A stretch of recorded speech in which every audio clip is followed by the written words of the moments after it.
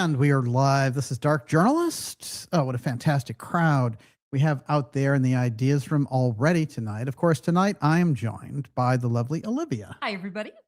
And Olivia, you know, I know secrets that you keep when you're talking in your sleep. Tonight, there's a lot about the master words as we roll into this whole blue UFO disclosure episode. We have to keep in mind this theme of master words, which goes back into these mystery traditions if we're going to unravel exactly how they're trying to present this. And we got a very exciting episode for you. This is X Series 229. It's Blue UFO Intelligence Files, the cover-up revealed. And the reason there's a cover-up is because Blue has always been at the heart of the secrecy that's been going on, and that rolls on. Of course, today there was another tranche of files, another release, number 4. And, you know, I've been steadily going over them. I'll go over them some more, but I have to say, again, there's a little bit of a less than zero quality going on. A little bit of an underwhelm when you get to the Trump releases on the UFO file. Now, they're extraordinary in that they're unprecedented, but the actual material itself, much of it, which has been seen before, they've been rolling out some things. They come off sensor cameras, they come off gun cameras, but we know they have HD quality video of this, which is in full color, is not on a radar, is not a blip on a screen.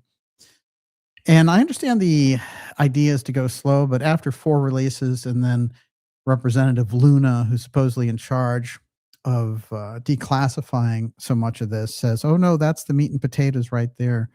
Well, if that's the meat and potatoes, people are going to go real hungry. And when it comes to this very, very serious issue. And I'll tell you, I think they're playing a little bit of a game in the background, which is they're trying to get the benefits of looking transparent without actually doing the hard work of overhauling the agencies to give that transparency. Now, some could look at it and say, well, it's optimistic because they're putting some things out, and I would have to agree with that. But I would say it's less than optimistic when you hear about the finagling and the finagle-a-bagel that's going on in the background, which we're going to get into tonight. And I'm going to tell you some things which maybe haven't been out there in public. Of course, we're coming off of these extraordinary Gigi Young episodes that we did, which I highly, highly recommend because they go deep into the mystical aspect of the UFO file, which is crucial.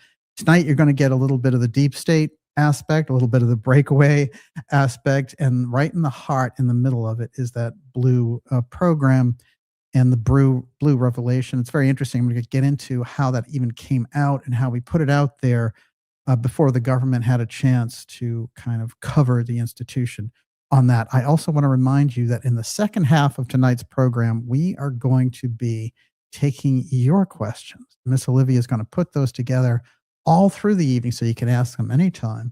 And before I go any further, I guess, Miss Olivia, what do you got out there? Mr. Joe Grimm says, started listening to Rudolf Steiner's Knowledge of Higher Worlds last night. It put me to sleep, but not before I concluded that Steiner was saying you need to live like a monk. Am I wrong? Well, I highly suggest reading it. I think listening to books of this caliber is a secondary activity. Read it, first of all. And second of all, no, I don't think there's anything in there about living like a monk. It's about being aware, and it's probably the most stripped down that Steiner gets, in the sense that it's not very elaborate the way that something like occult science or some of the spiritual science books are. In a way, it's like his hit single, his right down the middle of the road commercial product, and it is very interesting. It's kind of a soul observation book, and it made a huge impact on me when I discovered it, maybe around 12, 13 years old, somewhere in there. But it's a very interesting book, and I'm glad you got your hands on it. Highly recommend reading books. It's always good to listen to things, but after, I would say. If you can get your hands on the actual book, spend some time with the book. Yeah, what do you got? BR4 Vet Traveler says, what do you think the next play is for the deep state regarding disclosure now that the Disclosure Day movie has flopped? Wow, excellent question. I'll tell you, that movie, They did a lot of jury rigging with that movie and the whole entertainment field and these disclosure releases. And now they've really mixed it and mashed it in there, because guess who is at the forefront releasing those files today and getting them before anybody else and saying, I'm a new liaison for UAP when it comes to that White House. Well, it was good old Dr. Phil. I know, I can't believe it. We remember Dr. Phil, and we try to forget him if we can. Instead of chasing Britney Spears down some, post-party nightclub action straight to a hospital where she's going to go into rehab, and he can be like, I'm going to talk to the parents now. Instead, he is sort of the midwife for UFO disclosure from the Trump White House. And this gets into ridiculousness, especially since he had Lou Elizondo on his program about three weeks ago, maybe 4 weeks ago, something like that. And there he is rolling out this whole thing. And he's like, so you're saying the UAP might be dangerous. Is that what you're telling me, Lou? And Lou is like, yeah. And I've had to, really stand up to the danger of even putting that on the record, Phil. Elizondo's been making the rounds, and what's been going on, and this is really a disaster for the disclosure world, is that he's being floated as the UAP czar, everybody. This has all gone on in the past 2 weeks, and believe it or not, it's setting off such a firestorm that even Russ Coulthart himself is saying, Lou is a stooge, basically, for Clapper, and, I've appreciated everything he's done, but come on, this guy is Clapper's tool. Well, we've been putting that on the record for 6 years, something like that. And I was glad that Coulthart said it. He's absolutely right. Lou is completely inappropriate. But in this whole weird UFO world of ours, guess who jumped to his rescue? Who? Richard good old Dolan. Uh-huh. He was like, I think Lou is great. It's a problem. It's really a problem when you've signed on. And anyone with a brain who has any kind of research tack knows that Clapper is the controller of Elizondo, set up the whole false disclosure program with the UFO threat attached. And then in the heart of it was Chris Mellon organizing the whistleblowers around that.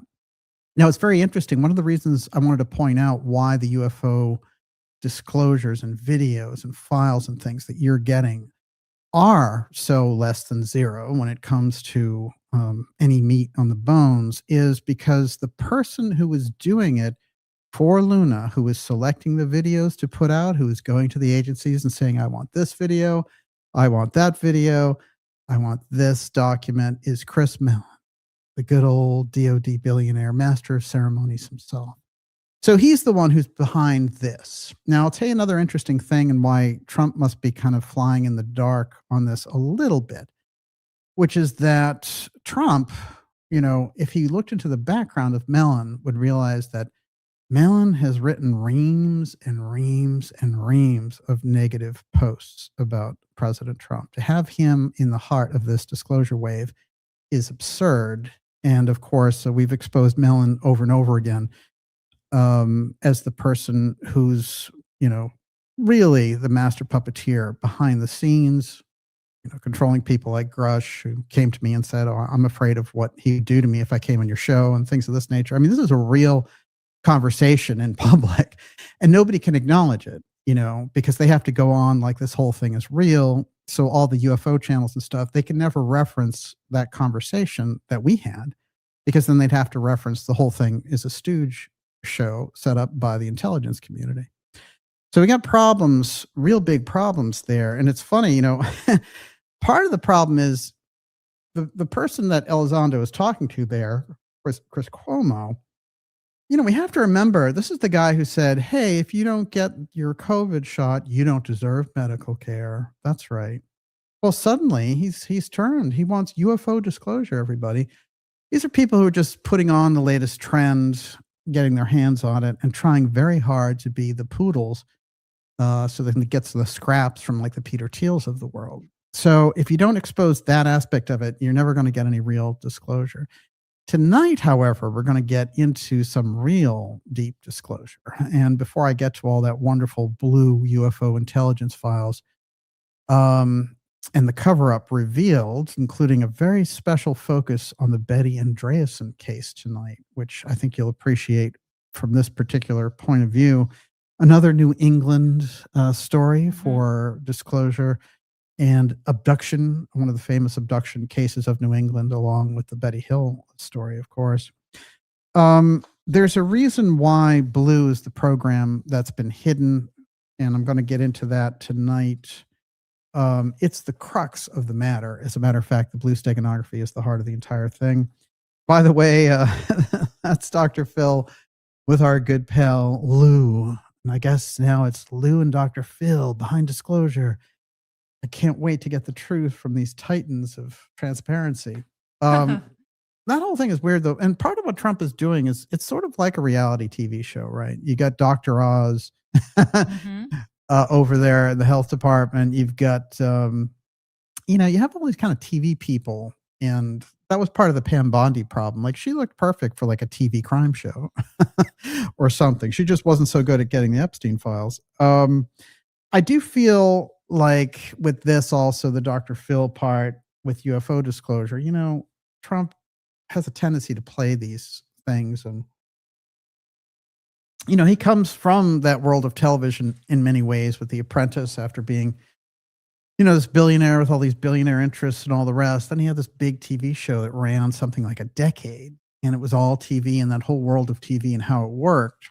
And I think too much of the administration is geared for that. Look at Hegseth, I mean, Hegseth is not anyone I would want in charge of the Defense Department, but he looks like the kind of guy you'd have in charge of it, if you were casting it for, that kind of a show covering the White House. It would be like Pete Hegseth would be the guy.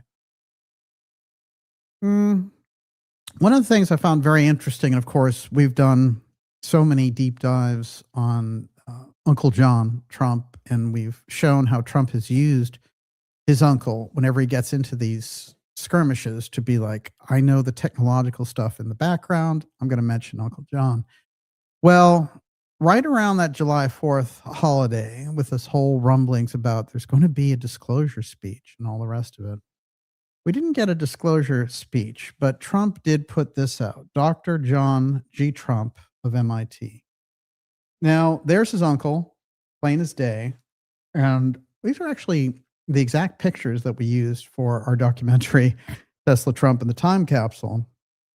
We've put a lot of emphasis on that, not because it's a flashy thing, with Trump's uncle, but we've gone into detail about how he worked for Vannevar Bush. So he was a steward of the UFO file because Vannevar Bush was in charge of the UFO file. We went deep and, got the whole Tesla-Trump relationship down. The History Channel and others came to us when we put that stuff out. I've gone into that story before. And then they did their own bad version of it because they couldn't handle the truth, as Jack Nicholson would say. But I will say this, that it hangs out there in the background, exactly the role of John Trump in advanced exotic technology. It's got to do with the UFO file. It's got to do with the Tesla papers, and it's got to do with his work around particle colliders. So he's in the heart of all of it. And of course, he's another New Englander. He was right in, close here to Cambridge. And, I have to say that he gets the Presidential Medal of Freedom from Reagan just before he dies. And everyone, the UK has given him the same medals and all the rest of it. This guy played a key role from World War II on. And so John Trump, in the things that he passed along to Donald Trump, that is inestimable in terms of its impact. And if it's what I think it is, it gives Trump the edge when he goes into these questions. One of the things I would also say when we get around John Trump is that Trump has been using him and referring to him at least since 1986, saying, my Uncle John this, my Uncle John that. And part of the research that we did was that Trump was actually part of a continuity of government group in the 1980s that the White House was calling in. Because remember, the continuity of government group always includes non-government people. So you're going to get, presidents of networks and all sorts of things. That's true since Eisenhower was in charge and really put the program together. COG plays a very interesting and important role in what we're talking about tonight, because so much of the push around the UFO file disclosure release gets us right into the UFO threat aspect. And we're going to see exactly how that plays in with the secret technology and the president's battle over years. Now, we're talking many, many presidents, many, many deep state battles, and that struggle going on for real disclosure versus a UFO threat. And we're getting into it tonight, along with some very, very strange trip hammers along the way. Everyone, you're watching the Dark Journalist Show. This is X Series 229. It's Blue UFO Intelligence Files, the cover-up revealed. We're going to be taking your questions in about an hour. We'll go a couple hours with you here tonight. And as I mentioned, we're going to include some mystery school elements here tonight as well. So you're going to get your kind of breakaway aspect and your mystery elements. And I blame that all on Gigi Young with her excellent episodes that we just did with her. And if you haven't checked those out yet, we put them out over the July 4th holiday. Watch them because they are fantastic, and we've gotten great feedback on them. And Gigi's just doing great work now, finding the heart and the mystery of the UFO file aspect from a mystery school perspective, which is crucial, because if you go in nuts and bolts, you're going to end up with nuts and bolts. What do you got? Jim Houston says, it's interesting that MK Ultra is being brought up as well as the UFO files. Yeah, I saw that as kind of a stall job. And I'll tell you why. Because it played more, they finally did. They had a hearing on MK Ultra, the first one since 1977. And of course, when the program was originally revealed back in the 70s, Richard Helms, who was the CIA director who put it in place, burned any file he could get his hands on relating to the mind control program that we had. But instead of going into it, and this is a problem I have when everybody says legacy this and legacy that. There's no legacy. There's no legacy UFO program. There's no legacy this. They're ongoing. They never stopped. The secrecy is at an all-time high. They've expanded to a gigantic level. There's no legacy anything. If anyone says, oh, they were part of the legacy program or whatever, that's junk. That's a CIA talking point. That means, oh, they were bad in the past, but now they're great. Now they're transparent. No. They're at their height now of lack of transparency. But I will say this, that when you're going back there and you're looking at these things like MK Ultra, and she talked, Luna put that together and talked to some authors, like Tom O'Neill's a good author.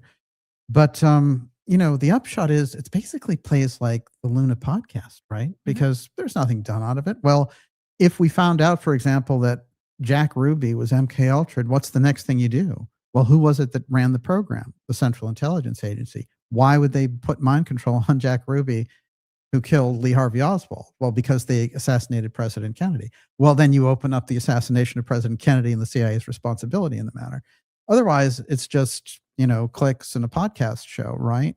So it's very interesting to me the way that they do these things, because in fact, what is hanging out there, looming in the background and just sitting like a shadow over everything, is the case of the missing scientist, which we brought forward here back in December with the death of Nuno Loureiro. And it's been kind of an ongoing theme that we've put out there. And a number of people and a number of outlets picked it up, and they spotlighted the work that we were doing on the missing scientists. We've done 12 episodes on the missing scientists, and squatting in the middle of all of that is that they all worked in some capacity around the UFO file. So the thing that Congress needs to do is to take these people who are sitting there pushing this UFO threat, and instead of having them self-select the videos that we get for disclosure, they should be the ones that come and give congressional testimony and maybe go on trial for trying to push a false UFO threat instead of giving us the real UFO file. But instead, we get this backwards thing where those same people are controlling what you get, and you get a little fluff on top like, hey, Charles Manson was controlled by MK Ultra. Well, there were books in the 1970s about that, so that doesn't really move the needle much. I'm glad to see it acknowledged, but what are you going to do about it? You can't move the needle. Yes. That's the whole point, because then there's going to be accountability. So Right, yes. that's the whole point. Yeah. Is it's they make it look like it's busy work, right? Like they're doing something, but nobody ever gets charged. Well, you'd have to get to the next step, which is, if you're going to talk about Jack Ruby being MK Ultra, that is a feature of people who have gotten into Ruby's background. But you have to backtrack and say, well, who would have mind controlled him and for what purpose? To hide that he was put up to killing Lee Harvey Oswald, who was an assassin who was put into position by the Central Intelligence Agency, controlled by the X-Protect group, which was handling the UFO file. That's what's going to shake the deep state corridors.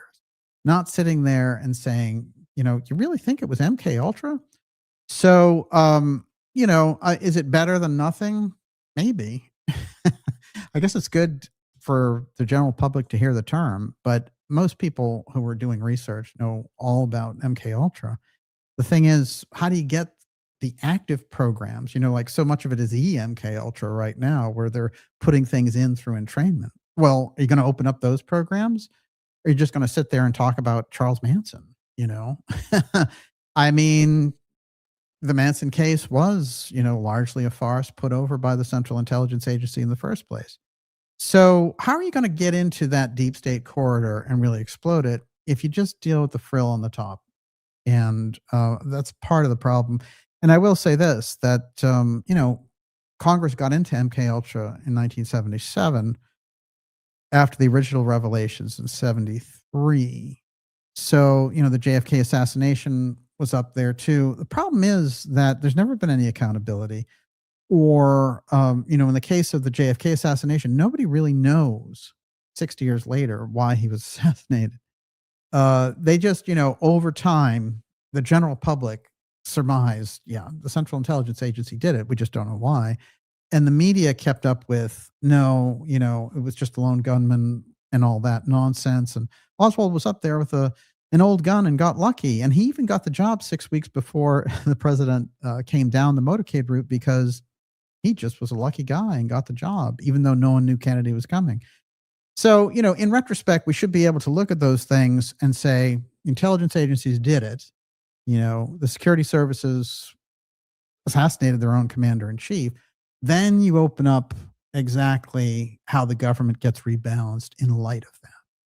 And this is how it works. And so much of that gets down to the UFO file. Instead, the same forces that were behind the assassination of Kennedy back then just grew, and they build up a UFO threat over time, which is one of the things that he on the inside was trying to prevent back then. I'm talking 6 decades ago.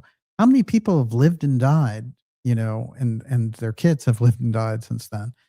So, the Kennedy thing goes back generations. It goes back so far before I was born. And yet I can tell you, it's the seminal event for tilting that board. And when you're dealing with the UFO file, you're dealing with the genesis of it right there in the Kennedy assassination. We're going to get into that tonight and show why it's so important to get that right. And I'll tell you, a congressional committee on the missing scientists, putting people under oath who are pushing the UFO threat for their knowledge base about the missing scientists and why they were trying to pull them in to their false UFO threat. That would be something very important.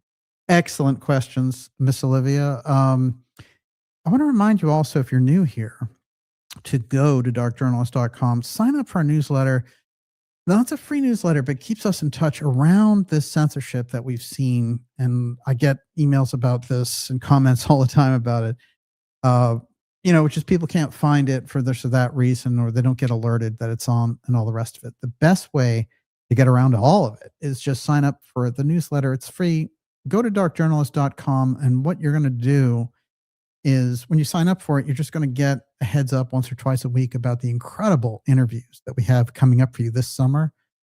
Off the charts. Incredible X-Series episodes, mind-blowing docuseries. Of course, we're working on the docuseries JFK and the UFO file, and Atlantis, the Craze and the Hot Zone, which is one of the more popular ones that we do, because it goes deep into that area between Bimini and Cuba. And you'll often see it repeated on other podcasts and programs. But we brought all that research over the course of a decade, and all that, Cuba Bimini connection with the ancient ruins and the deep state part comes directly out of our original research. There's a reason why that lineage of research is important on that front. And it becomes even more important as we see these moves now to take over Cuba. There are ruins off the coast of Cuba and the western tip there. And that leads to a massive underwater city. That's where the independent media can really make a difference. The truly independent media. I'm not talking about, the millions of dollar podcasts that are out there and all the shenanigans that, they pretend to be the true potent independent media, but they're not. Those are not real people very much. A lot of them could literally be just teal plants. Eventually, they'll probably just be AI hosts even. I've seen some of that already.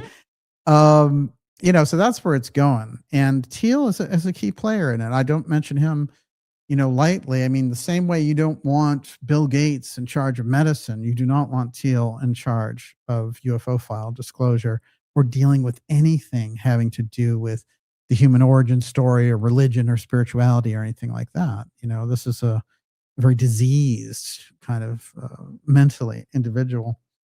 Speaking of that, I wanted to kind of round out this conversation that I mentioned in relation to this UAP czar thing and the absurdity of having a CIA agent become the disclosure czar for UFO stuff, which is underway in the background.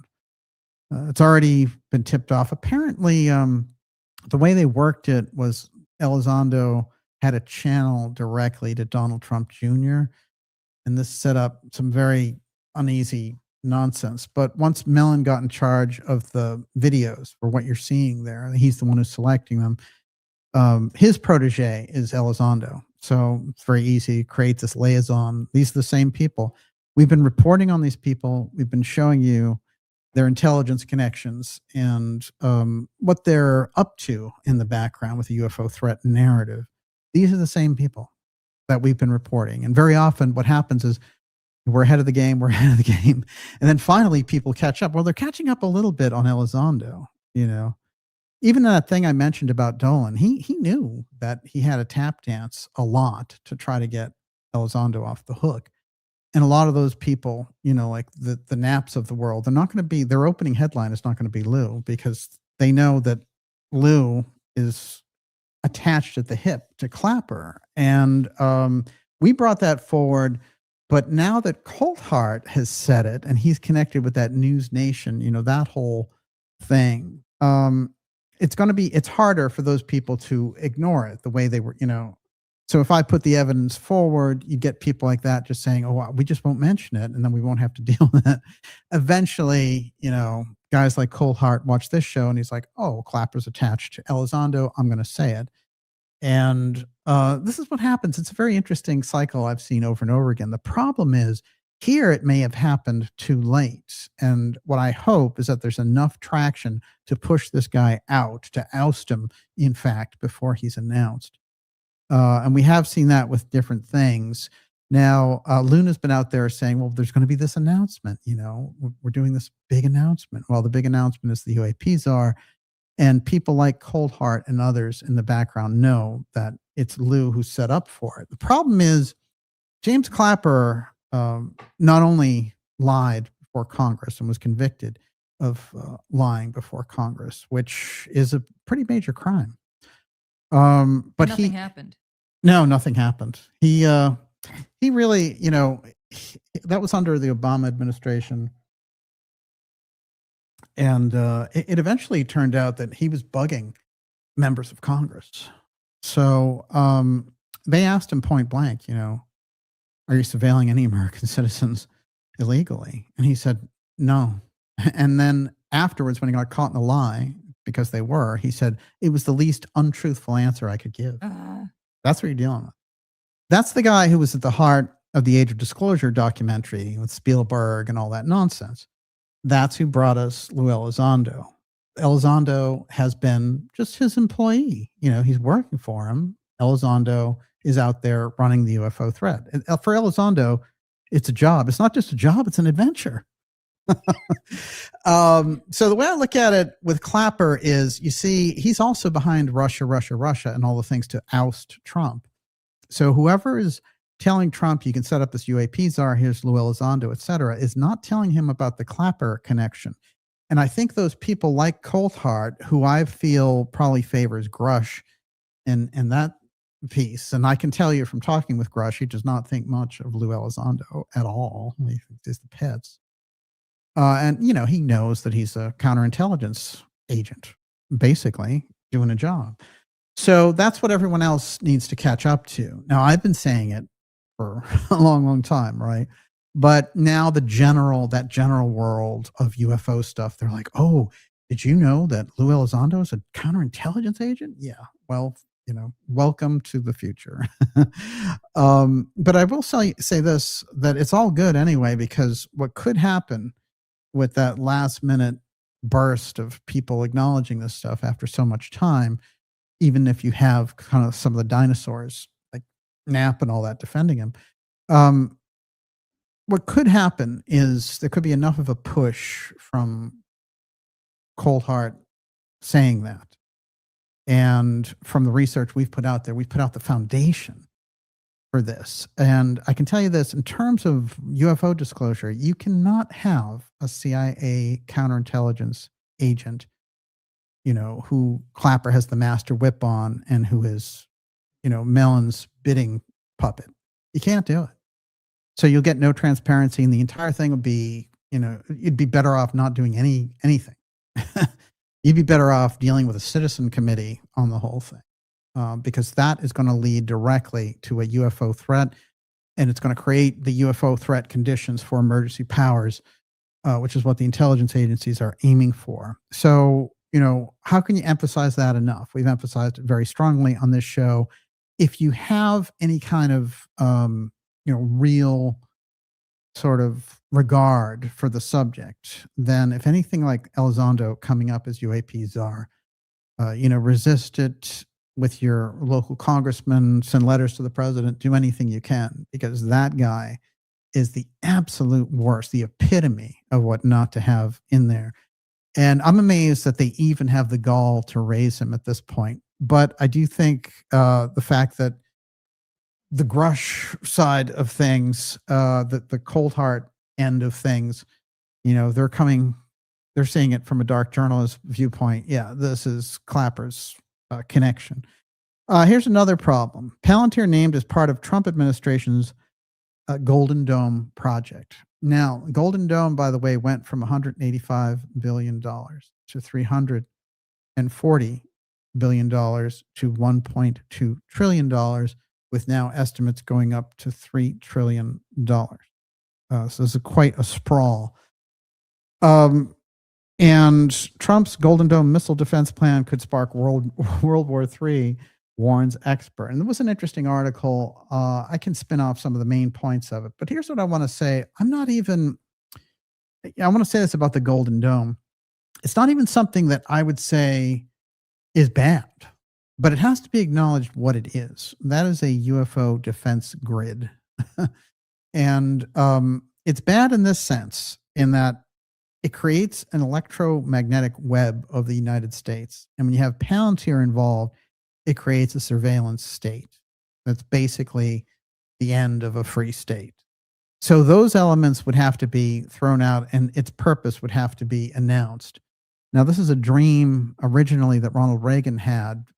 They called it Star Wars SDI. We've covered it on this program, but I'll tell you, when you look at 40 years of development of this thing in the background, Trump is doing is the same thing that Reagan was doing, which is, yeah, I've got a good cover here, which is we can track missiles with it, but really this is a UFO defense grid. And they're moving it into that position. So when you get a UFO defense grid, you need a threat in order to ratchet up the whole thing. There's a lot of problems that are happening with the National Defense Authorization Act.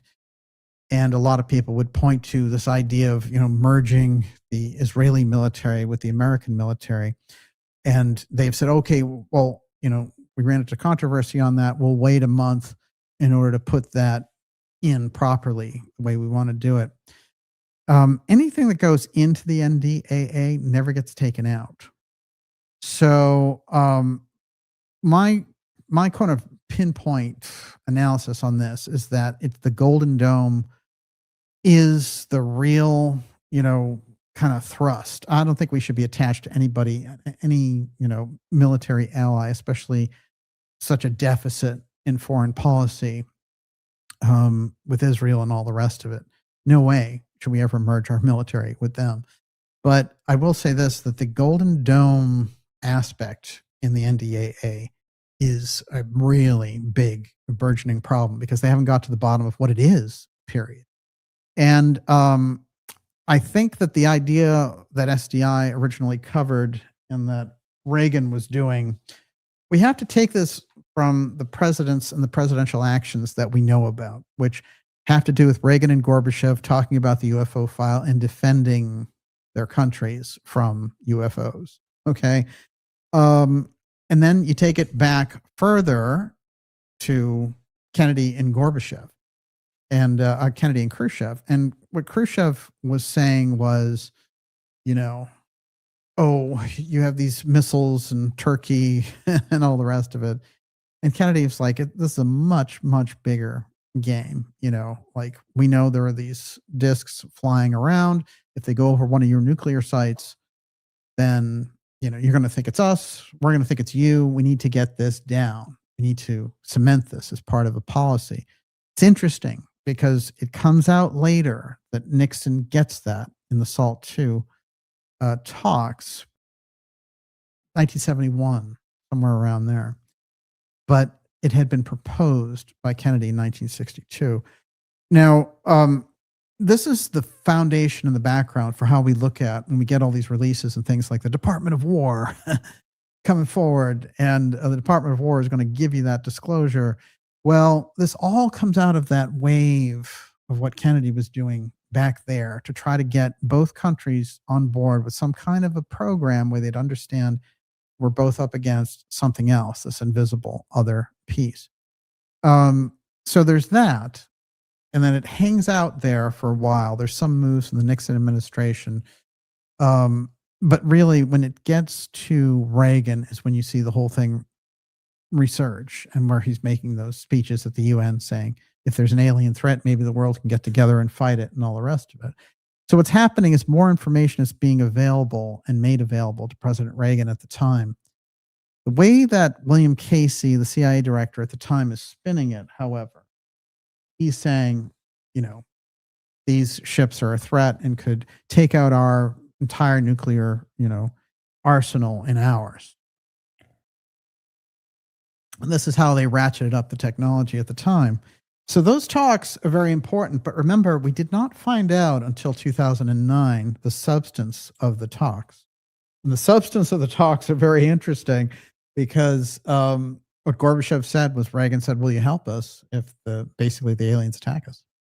So, he's on the record. That's on the record now. That's what they discussed. Everyone knows it. Nobody denies it. The question is, how much of that has been policy this whole time? And is that the big push-pull that's been going on? Is that why there was so much against Trump and Putin talking and being allies in the first term, and why you had all the,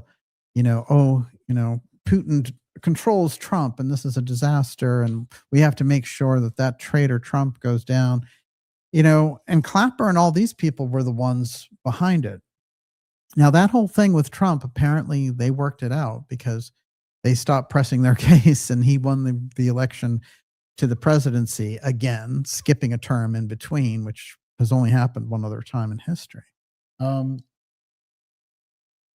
we have to get ourselves wrapped around what that technology represents, what it is that they're referring to when they're saying, there's a UFO threat out there, and then the false UFO threat, which is, oh, this is a really good kind of false flag opportunity. There's a huge threat. We'll protect you. Here's trillions for the Golden Dome. That is the situation to avoid. And that's what we're talking about here tonight in this very special episode. It's X Series 229. This is the blue UFO intelligence files. The cover-up revealed, going deep into the heart of the Defense Department's release, the Department of War of the UFO files. Today, the fourth such dump that they've put out of these files. And I'll tell you, underwhelming, is the word of the day. But the reason that it's underwhelming, I think, is very fascinating. Yes, Miss Olivia. SB Harkins says TTSA was solely to create the threat narrative and get Trump to create Space Force, which is now in control of all command and control technologies of all the branches.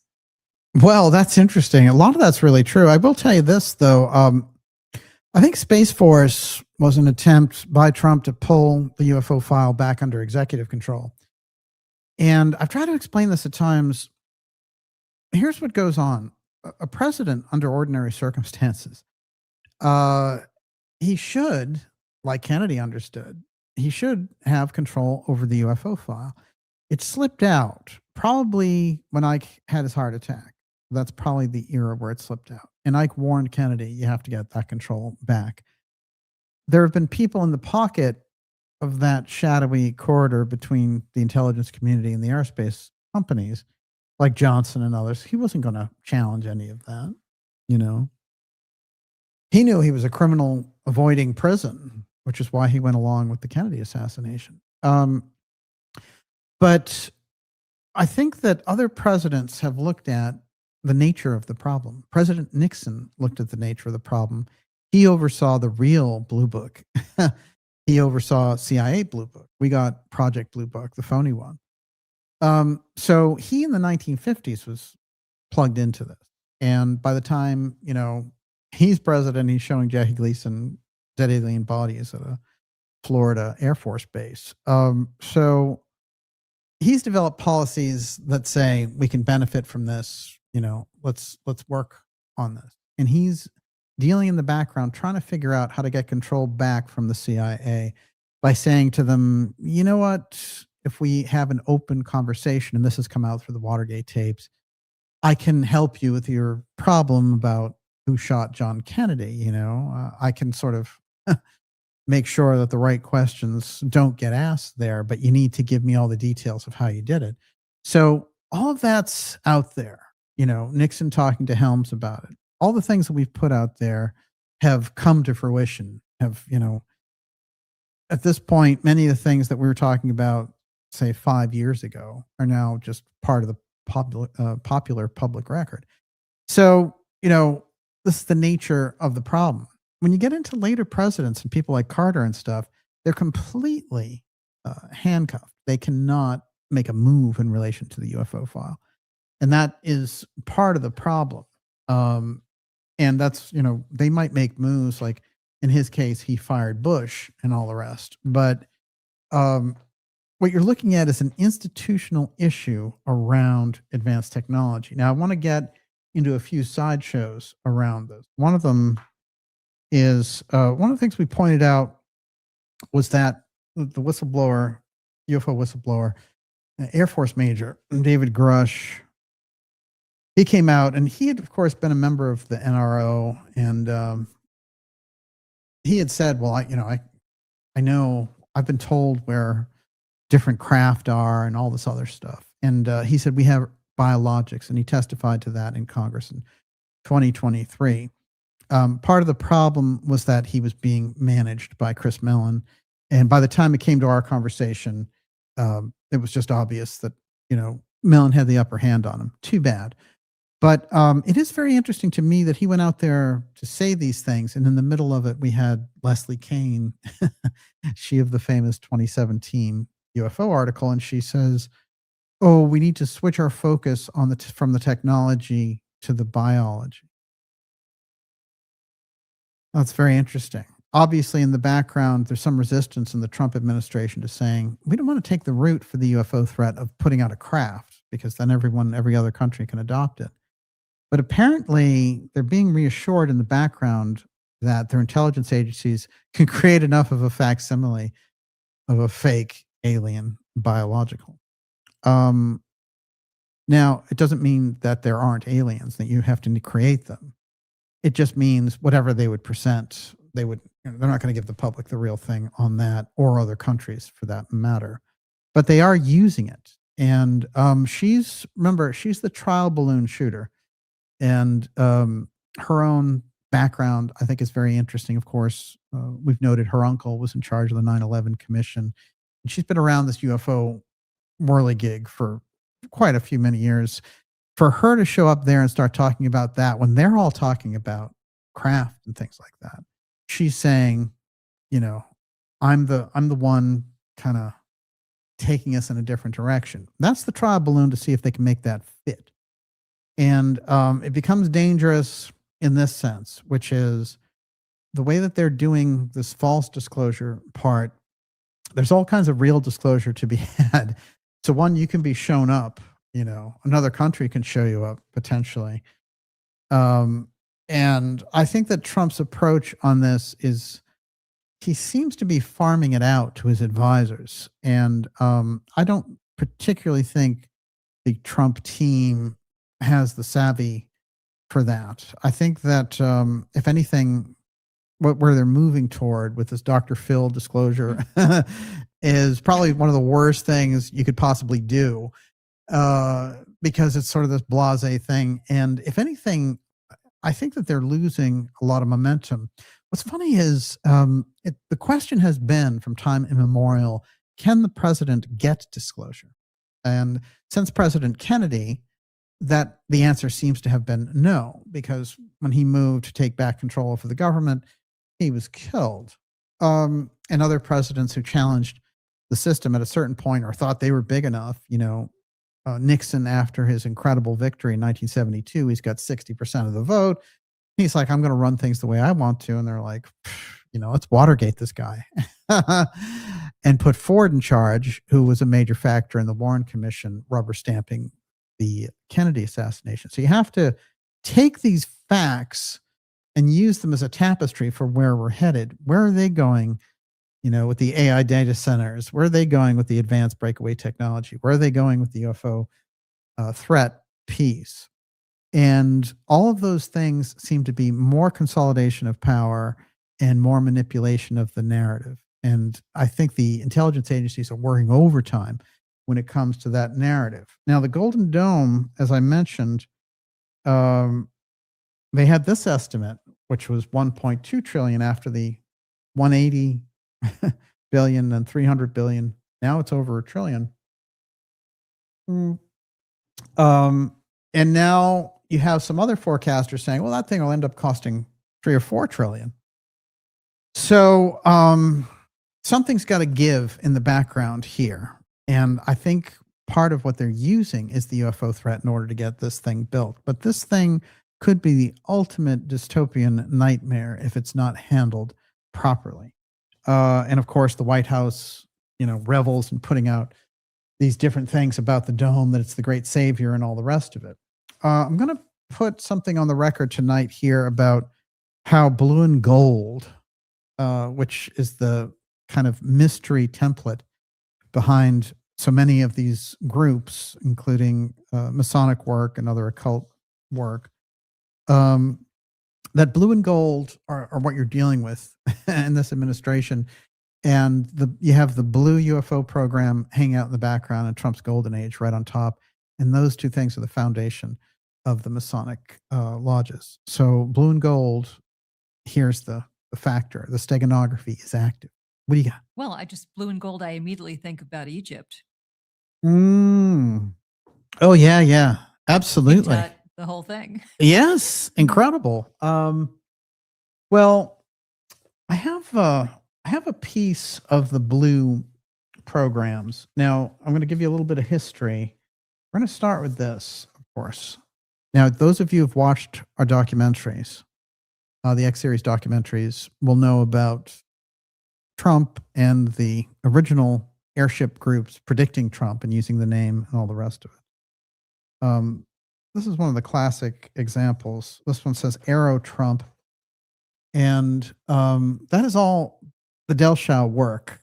And the Delshow, of course, the amazing painter who kept track of and was basically a spy on the Sonoma Aero Club. this is a very important factor because these craft that are associated with the name Trump long before aircraft was going on, the actual work that he's recording is from the 1850s and 60s, long before the Wright brothers, long before that whole thing. And the paintings, really show up in history, moving into weird attics and antique shops and things like that, to finally be released on the public by Jean de Menil.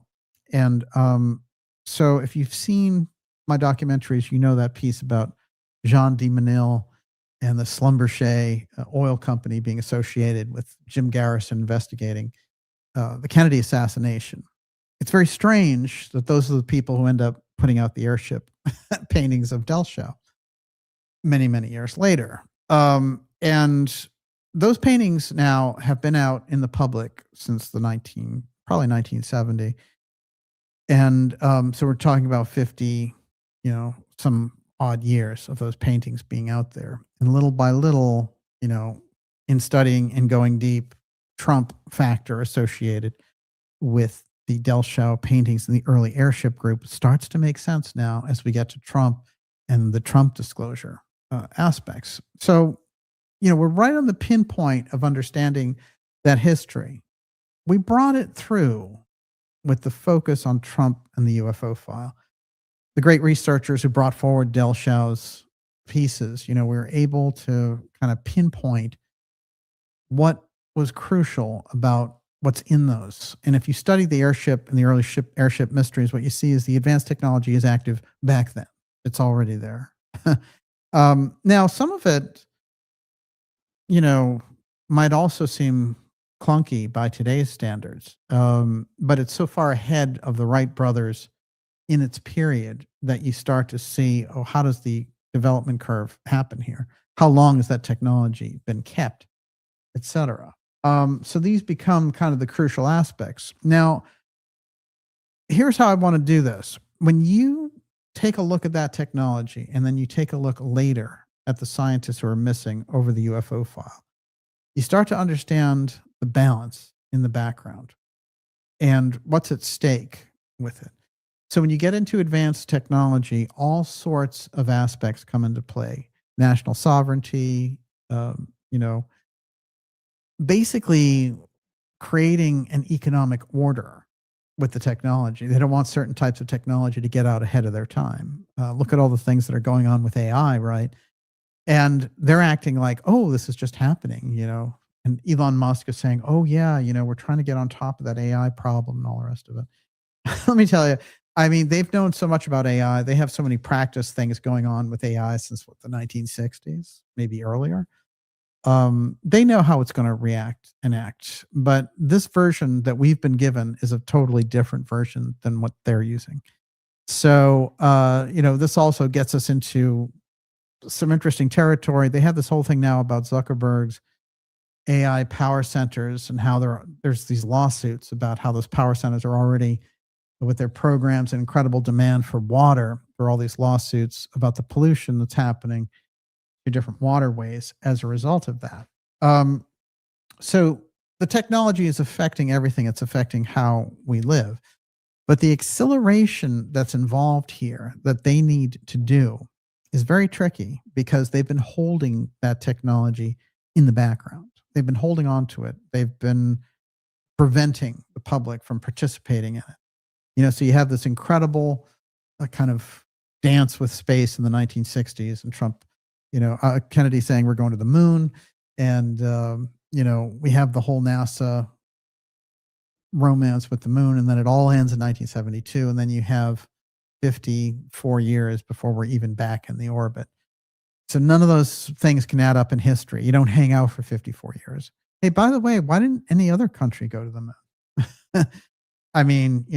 Russia sent unmanned stuff up there. Other countries have sent unmanned stuff. But what about manned missions? Something very strange about it all. There's something very Twilight Zone about it all. It just doesn't add up. And when you're sitting on 54 years of history that doesn't add up, everything about space comes into question. Now let's talk about the leader of NASA, Jared Isaacman. Well, Isaacman was the protege of Elon Musk. and Musk wanted his man at NASA as the leader. And Trump balked because this guy was a Democrat. Now, this is a crucial piece for us to understand. Because he balked at him being a Democrat, Elon Musk flipped out and made all those accusations against Trump saying, oh, he was on Epstein Island, I hate him and all that. And later kind of backtracking and, tail between his legs type thing. I think they take advantage of the fact that Musk is unstable. He's emotionally a roller coaster. And I think that's why he's always going to be their plaything, with DARPA and the rest. And the idea that, this guy is just kind of rising in the ranks on his own is hilarious. One of the things that he put out recently when they were talking about the valuation of SpaceX, and they're saying, hey, that SpaceX valuation is something like 70 to 1, this is ridiculous. And he said, if I get my way, SpaceX will be worth more than the entire Earth. It's this is crazy talk, right, from crazy people. But these are the people who are in charge of our society, and they're in charge of the programs for creating AI and eliminating jobs and destroying people's incomes and things like that, with promises of like, oh, hey, don't worry, you're going to have, UBI or universal high income and all this kind of thing. Those literal talking points need to be destroyed on a regular basis by an active and forthright independent media that has potency. And we're not getting any of that. The UFO conversation is very important there too, because you have Elon Musk saying there are no UFOs. Well, Isaacman, his guy, originally was saying there's no ET, there's no intelligent life anywhere else, until 3 days ago. He's changed. He changed his tune. Now, Neil deGrasse Tyson changed his tune, and he wrote a book now called Take Us to Your Leader, What Happens When the Aliens Get Here and all that. He used to sit there, sucking down his shakes and talk about, oh man, there are no aliens and that's a dumb thing. And I can, when a little bit of knowledge is dangerous and all this kind of stuff. Well, now he's writing the books, right? So Isaacman says, oh, there's life throughout the galaxy. We expect to encounter life and all this stuff. Well, he's changed his tune. So somebody's whispering in the background, listen, that whole thing with the UAP train, we have to speed it up and fast because we're losing control. That is the nature of the problem. And that is where I think you're getting Clapper in the background, henching our friend Lou. And Lou's going to be the UAP czar's like, I will risk everything to get to the truth. Well, no, you won't. He's just, he's in such a position there, and we've put this forward, but I have to make the case against Elizondo on a regular basis. Elizondo worked for decades in counterintelligence. He's not a UFO transparency proponent. He's an active intelligence agent trying to thwart real UFO disclosure. There's no question about it. We've presented the evidence of fact in it. The people who defend him were bought in on some old program that the CIA said, you guys, it's all going to be wine and roses. When we run our disclosure, you'll be the fly on the wall. You'll get, all the accolades. You'll be in the documentaries. You'll meet Steven Spielberg. All those people, Corbell, Knapp, Dolan, they just were the security force for this thing coming in. And now they have egg on their face because everybody can see Clapper is behind Elizondo. So what happens now? This is crucial.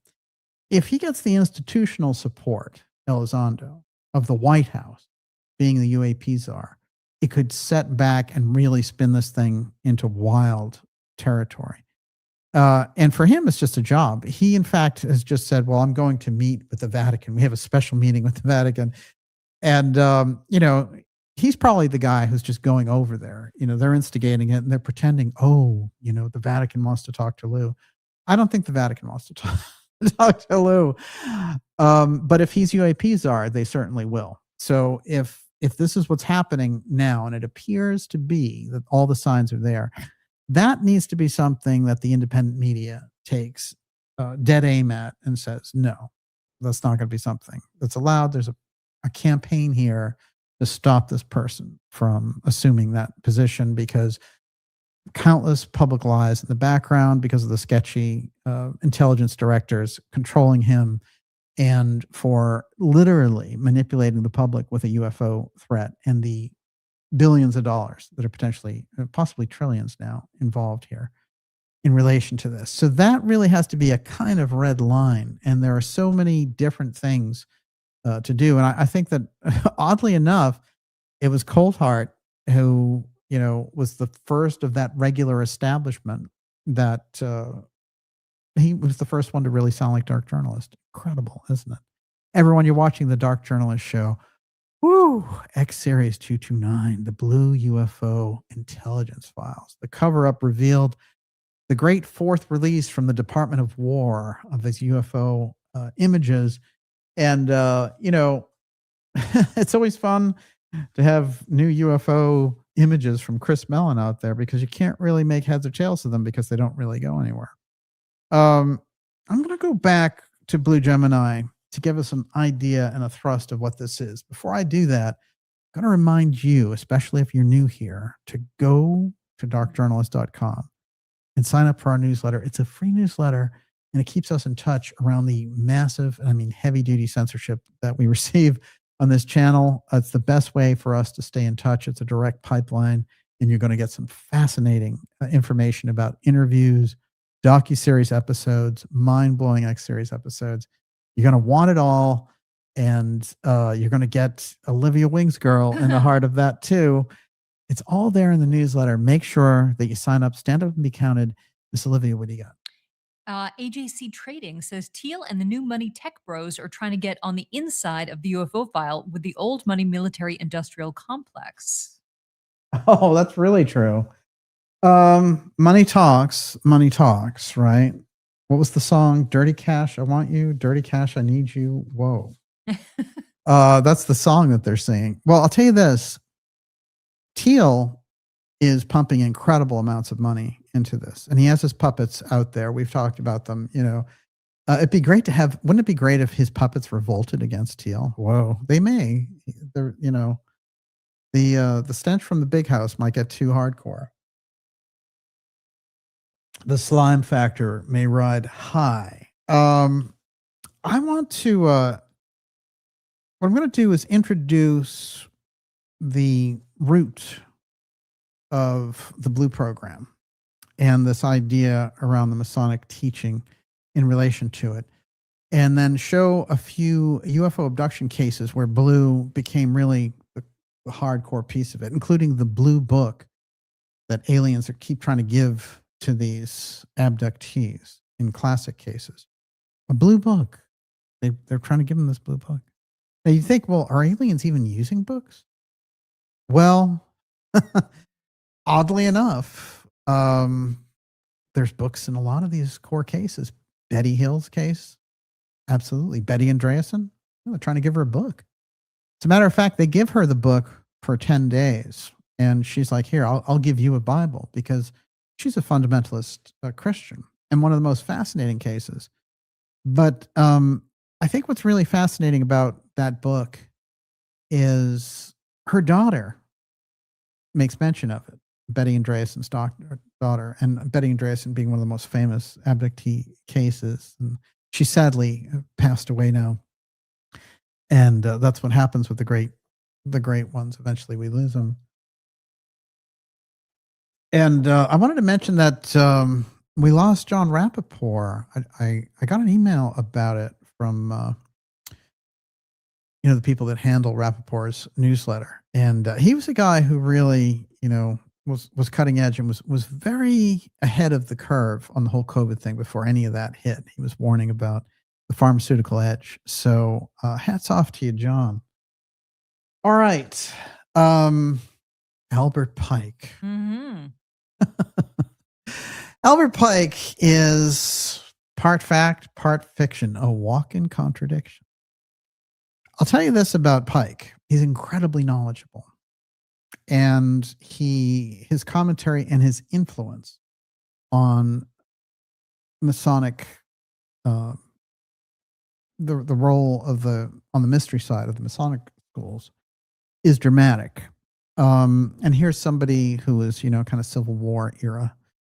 And, there's also a lot of sketchy stuff in the background in relation to Pike. But what I want to focus on here is this blue and gold aspect coming directly out of Albert Pike's Esoterica Symbolism of the Blue Degrees of Freemasonry, a very important book and originally a limited edition book that he ran where it was only given out to something like 120 different members at these different lodges.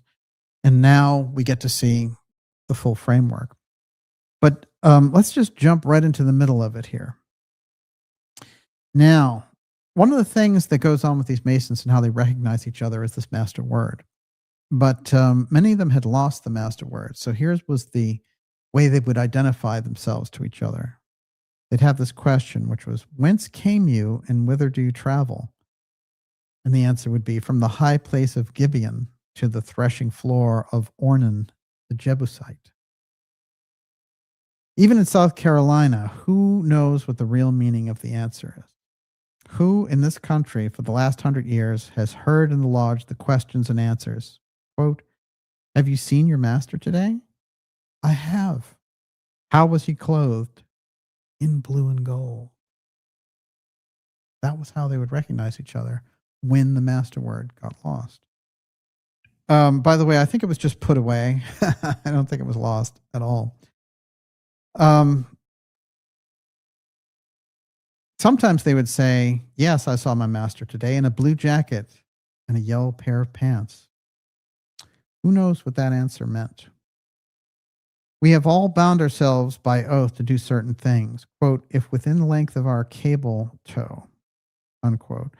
These only excerpted, if any, who receive the degrees and places, where, because its meaning was not known, it has been elided from the work. There's a word for you. How many of us know what it means? How many even thought it worthwhile to inquire about the blue and gold, that is? Who is there of us who did inquire, even if of his initiator, that did not find him of whom he inquired completely ignorant as himself? In other words, what's the answer behind the blue and gold thing? And I'm saying, I don't know why it's there. We're just using it. Thus, a man is made to swear by as solemn a form of oath as can be invented, that he will do certain things under a condition which has no meaning to him, and the meaning of which is equally unknown to him who administers the oath.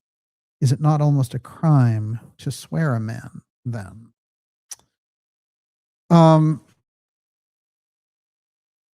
That's just a hint of the foundation of the Masonic secrecy and how it worked. And one of the real keys that we need to understand is the idea of craft Masons versus the esoteric circle. They had the networking circle. I go into a town, I want a job, I want to be the one who does your hardcore development of your church. I want to do your roofs. I want to be the one who does the glassware, all of it. And then those connections grow into all sorts of other connections. But the core aspect dealing with the mystery tradition of linking initiators gets lost in this period of the 19th century with Masonry. And Steiner described Masonry in that period, and he was talking about 1904, as a museum. But he said it still can serve its purpose as a vessel in the future if the kind of mystical imagery is reignited somehow. One of the interesting things about this, in my opinion, is he talks about a rite that is taking place. Now, because we have an episode that's coming up next about this entire rite in relation to Masonry and how it only had 300 of the Masons working on it in America. And tracking it is quite interesting, including the person who is putting it forward. They're breaking away from the other Mason groups. It's going to give us a big highlight of how that mystery tradition split sometime around 1914 in the First World War.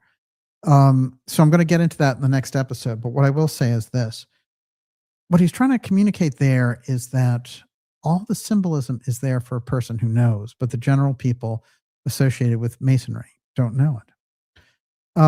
So there's always this thing if you deal with someone who's a Mason, who's been sworn as a Mason, they'll know that there are words associated where they can identify each other and things of this nature. And, you know, some people will come forward to you and say, well, the Masons do all this charity work. They're great, you know, community outreach and all kinds of things. And that's true.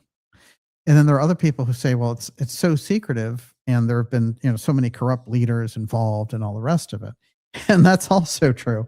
So, you know, you have to know how to sort that out. You need to understand the Masonic groups in relation to the esoteric mystery schools and how they dealt with each other. For example, you know, people like Goethe was a Mason, Steiner was not, and makes a very key point about it. But he's absolutely fixated on the temple legend and its fundamental split between the two lines of humanity, Cain and Abel. So, you know, it becomes absolutely important for us to understand the Masonic symbolism, how it works in the setup of America itself, and how it plays out in the secrecy that's developed so that they can move different programs through government agencies. Because the person, for example, who ran the UFO file in America, Vannevar Bush, he's also the master Mason of the MIT Lodge over here.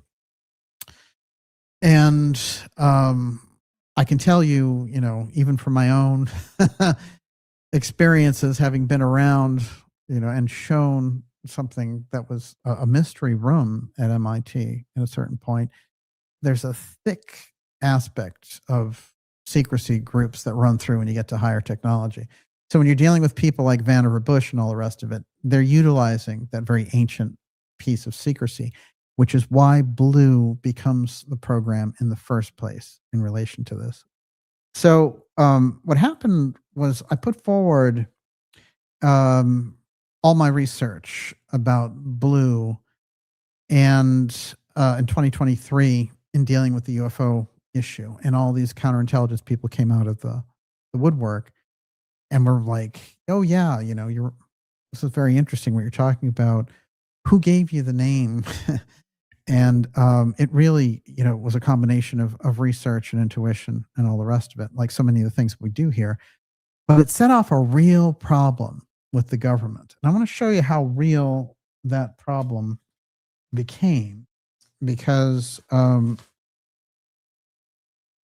first there were these articles that were coming in out of nowhere trying to explain the Blue program away. Because first we had released it in spring of 2023, and then in the fall of 2023 with Kelsey Forrest and our entire production team, we did a full documentary on it. So it was like, you know, you really can't get around this thing. So Wall Street Journal, my old boss, right? Pentagon disinformation that fueled America's UFO mythology. U.S. military fabricated evidence of alien technology and allowed rumors to fester, cover up its real secret weapons program. This is one of the attempts to deal with this issue. How are we going to handle this? Blue has gotten out. And it's quite fascinating to me because what they decided to do ultimately, they waited until the spring of 2024 to start putting these out. And finally they said, okay, there was a program. It was called Blue. It was about crash retrievals, but it never recovered anything. So it didn't make any difference. So just forget all about Blue, please. I want to read you a couple of things here about Blue, however, including the fact that one of the things that they try to do is put the genie back in the bottle with a program called Yankee Blue. Again, Wall Street Journal. Quote, tiny Pentagon office had spent months investigating conspiracy theories about secret Washington UFO programs when it uncovered a shocking truth. At least one of those theories had been fueled by the Pentagon itself. Congressionally ordered probe took investigators back to the 1980s when an Air Force colonel visited a bar in Area 51, a top secret site in Nevada desert. He gave the owners photos of what might be called flying saucers. They had stopped calling them that by then. The photos went up on the walls, and into the local lore went the idea that the U.S. military was secretly testing recovered alien technology. But the colonel was on a mission of disinformation. Remember, this is Wall Street Journal trying to put a different spin on the entire thing here. The photos were doctored. A now retired officer confessed, Pentagon investigators, in 2023. The whole exercise was a ruse to protect what was really going on at Area 51. The Air Force was using the site to develop a top secret stealth fighter viewed as a critical edge against the Soviet Union. Right. So UFOs aren't real. It was just a front for, high technology that we were developing. It was to throw the enemy off and all the rest of it. So the whole story, the whole premise of the story is ridiculous because people had been seeing UFOs for decades before that. And they're like, the Wall Street Journal investigation reveals that it was basically a hazing program that they would put these people through. So they're trying to figure out, when these people come out and are whistleblowers that come out of these programs, how are we going to prove that, they were basically, they're not useful and their testimony is not useful? We're going to pretend that they're being shown false UFOs. And so that what they think they're saying is real. This is how you control the entire whistleblower group. But in fact, the whole blue thing, the program's called Yankee Blue, and it's a hazing program so that, they think they're seeing the right stuff, but they're not seeing anything. It's just our own stuff. It's been cooked up for them. And they go through a whole thing here where they say now evidence is emerging that government efforts to propagate UFO mythology date back all the way to the 1950s. Well, actually a lot earlier. This account is based on interviews with 24 current and former U.S. officials, scientists, and military contractors involved in the inquiry, as well as thousands of pages of documents. At times, the deception around Area 51 military officers spread false documents to create a smokescreen for real secret weapons programs. So you can see what's happening is they're devising this whole thing now to throw off Blue. And it's Yankee Blue. It's a fake program. Kona Blue was a crash retrieval program, but it didn't recover anything. So they're trying to get ahead of all the blue stuff because it set off something inside the government. But what's interesting is the things that I revealed in relation to Blue come directly first out of NASA documents dealing with the Kennedy administration. And at a certain point, President Kennedy comes across a program called Blue Gemini. And he asked people at NASA where it came from. And they say, we don't know what the origin or who the big supporter of it was. But he says, wait a minute, it's a program that's being run and it's not in public. So it's in fact a secret space program. Document comes out in 2015 about Kennedy sending McNamara, his defense secretary, over to NASA to say, if you don't play ball and give us all the details about this program, we're going to shoot it over to the military, who is the devil that we know. And they say, well, we're supposed to keep all these programs, right, as part of NASA. They're not supposed to be military programs. And so Kennedy has this huge back and forth in relation to Blue Gemini. Now, what he's uncovering, because he's looking for the root, and you can even find him questioning people in 1958 as a senator, writing letters to Air Force liaisons saying, what's going on with the whole UFO cover-up thing. This is John Kennedy. He's way ahead of the pack on this. He's moving forward and he's saying, okay, here's what we're going to do. Everything that you have in relation to this Blue Gemini program, you're going to stop testing it. You're going to give it to us. We're going to figure out everything about it. Now, this is the only real information left about Blue Gemini. Take a good look. That's what a secret space program looks like, but it's operating outside of the purview of the president. And also, what's going to happen is the government budget and the Senate is going to have to approve the budget for developing it. So we've got a secondary government layer and control problems going on. In fact, it's called a political grudge match when you review the history on it. So I think, what we do is we get a handle there, just a little bit of a sense. I'm going to read you about the stress between McNamara and NASA, and we're going to get even deeper into how Blue is going to impact the regular release of the UFO file information to the public while the real stuff is left hanging out there in the background. Everyone, you're watching the Dark Journalist Show. It's X Series 229, the Blue UFO Intelligence Files Cover-Up Revealed. We're going deep tonight. We're going to be taking your questions shortly here, probably about 20 minutes as we go further and further into the Intelligence Files Cover-Up. What do you got? McHatton says, I think the blue moniker is a reference to a data set or compilation or an archive to say, so basically blue means archive. Then the other part of the name is what it represents, like blue Gemini. Yes. Think about what we started with on the Masonic side and start to think about what their reference for blue would be. Then think about gold, and then think about Trump's golden dome and the golden age, and then the blue program. The blue program relates directly to the secret space program, which relates directly to the UFO file. Blue is the UFO file. That's what it is. That's the steganography for it. The golden dome is the other piece. It's the other half, right? Symbolically, Trump is coming in and saying, you can't have blue without the gold. And here I am. I'm the gold. I'm golden dome. I'm the golden age, Trump gold, right? So it's the two factors.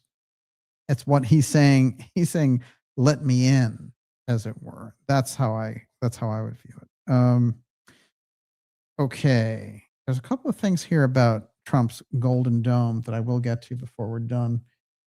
But what I want to do is I want to jump in another twist, which is actually the Betty Andreasson story and the blue aspects involved there, because believe it or not, it relates directly to this. First things first, Kennedy, in a speech at the United Nations, proposed that the Soviet Union and the United States cooperate on mounting a mission to the moon. Why? He asked the audience, therefore, should man's first flight to the moon be a matter of national competition? Kennedy noted the clouds have lifted a little in terms of U.S.-Soviet relations. The Soviet Union and the United States, together with their allies, can achieve further agreements which spring from our mutual interest in avoiding mutual destruction. Don't you wish that we had statesmen like that? Don't you wish that the Trump administration could be having people come forward instead of saying, oh yeah, we'll make Iran a parking lot if they don't do what we say? Wouldn't it be good for them to say, maybe we can do something for both of us so that we can both avoid destruction? This is the real, Kennedy statesmanship, which stands out. I mean, it's a dramatic period in American history because it's exactly how a president should handle things. And in Washington, there was a good bit of surprise and some skepticism about Kennedy's proposal. The space race had been one of the focal points of the Kennedy administration when it came to office. The idea that America would cooperate with the Soviets in sending a man to the moon seemed unbelievable. Other commentators saw economics, not politics, behind the proposal. With the soaring price tag for the lunar mission, perhaps a joint efforts with the Soviets was the only way to save the costly program. No, it had nothing to do with money. Kennedy said, if we can do this, if we can share the UFO file with the Russians, we can lessen the tensions. We can go to the moon together. There'll be no arms race in space. We can get rid of the Cold War. This is a major move for humanity that he's moving forward. It's a gigantic proposal. It's a world-changing proposal. And with all the hawks, we understand we have hawks now, for sure, who just want to see us at war no matter what, right? The kind of Netanyahu types. But in our government at the time, there were people who just wanted to nuke the Russians. That was their whole goal. And if you said anything less, you could be looked at as a commie. And so it said, what might have come of Kennedy's idea is unknown. Just 2 months later, he was assassinated in Dallas. LBJ abandoned the idea of cooperating with the Soviets and pushed ahead with the lunar program. Right. So Kennedy, though, just previous to presenting all this, he says to a CIA director, give me all the files, the high threat cases related to the UFO file. I'm going to share them with the Soviets. And that's going to prevent any accidents about, UFOs flying over their nuke bases. We're not going to go into thermonuclear war over a UFO accident. And those people, the paperclip people, the X-Protect groups who'd got into this position of power, who are now running Blue Gemini and other programs without oversight from the president,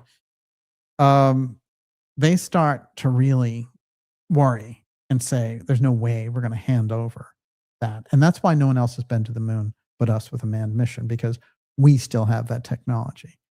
That technology, of course, is the advanced technology. But Kennedy, he sends over McNamara in relation to Blue Gemini with this directive. Now we have the directive. Here's how the space research background reads for typical encyclopedic history around this. Political tug of war. Soon after the Air Force had divined its possible goals for Blue Gemini, the program became the focus of a bureaucratic struggle that led to its downfall.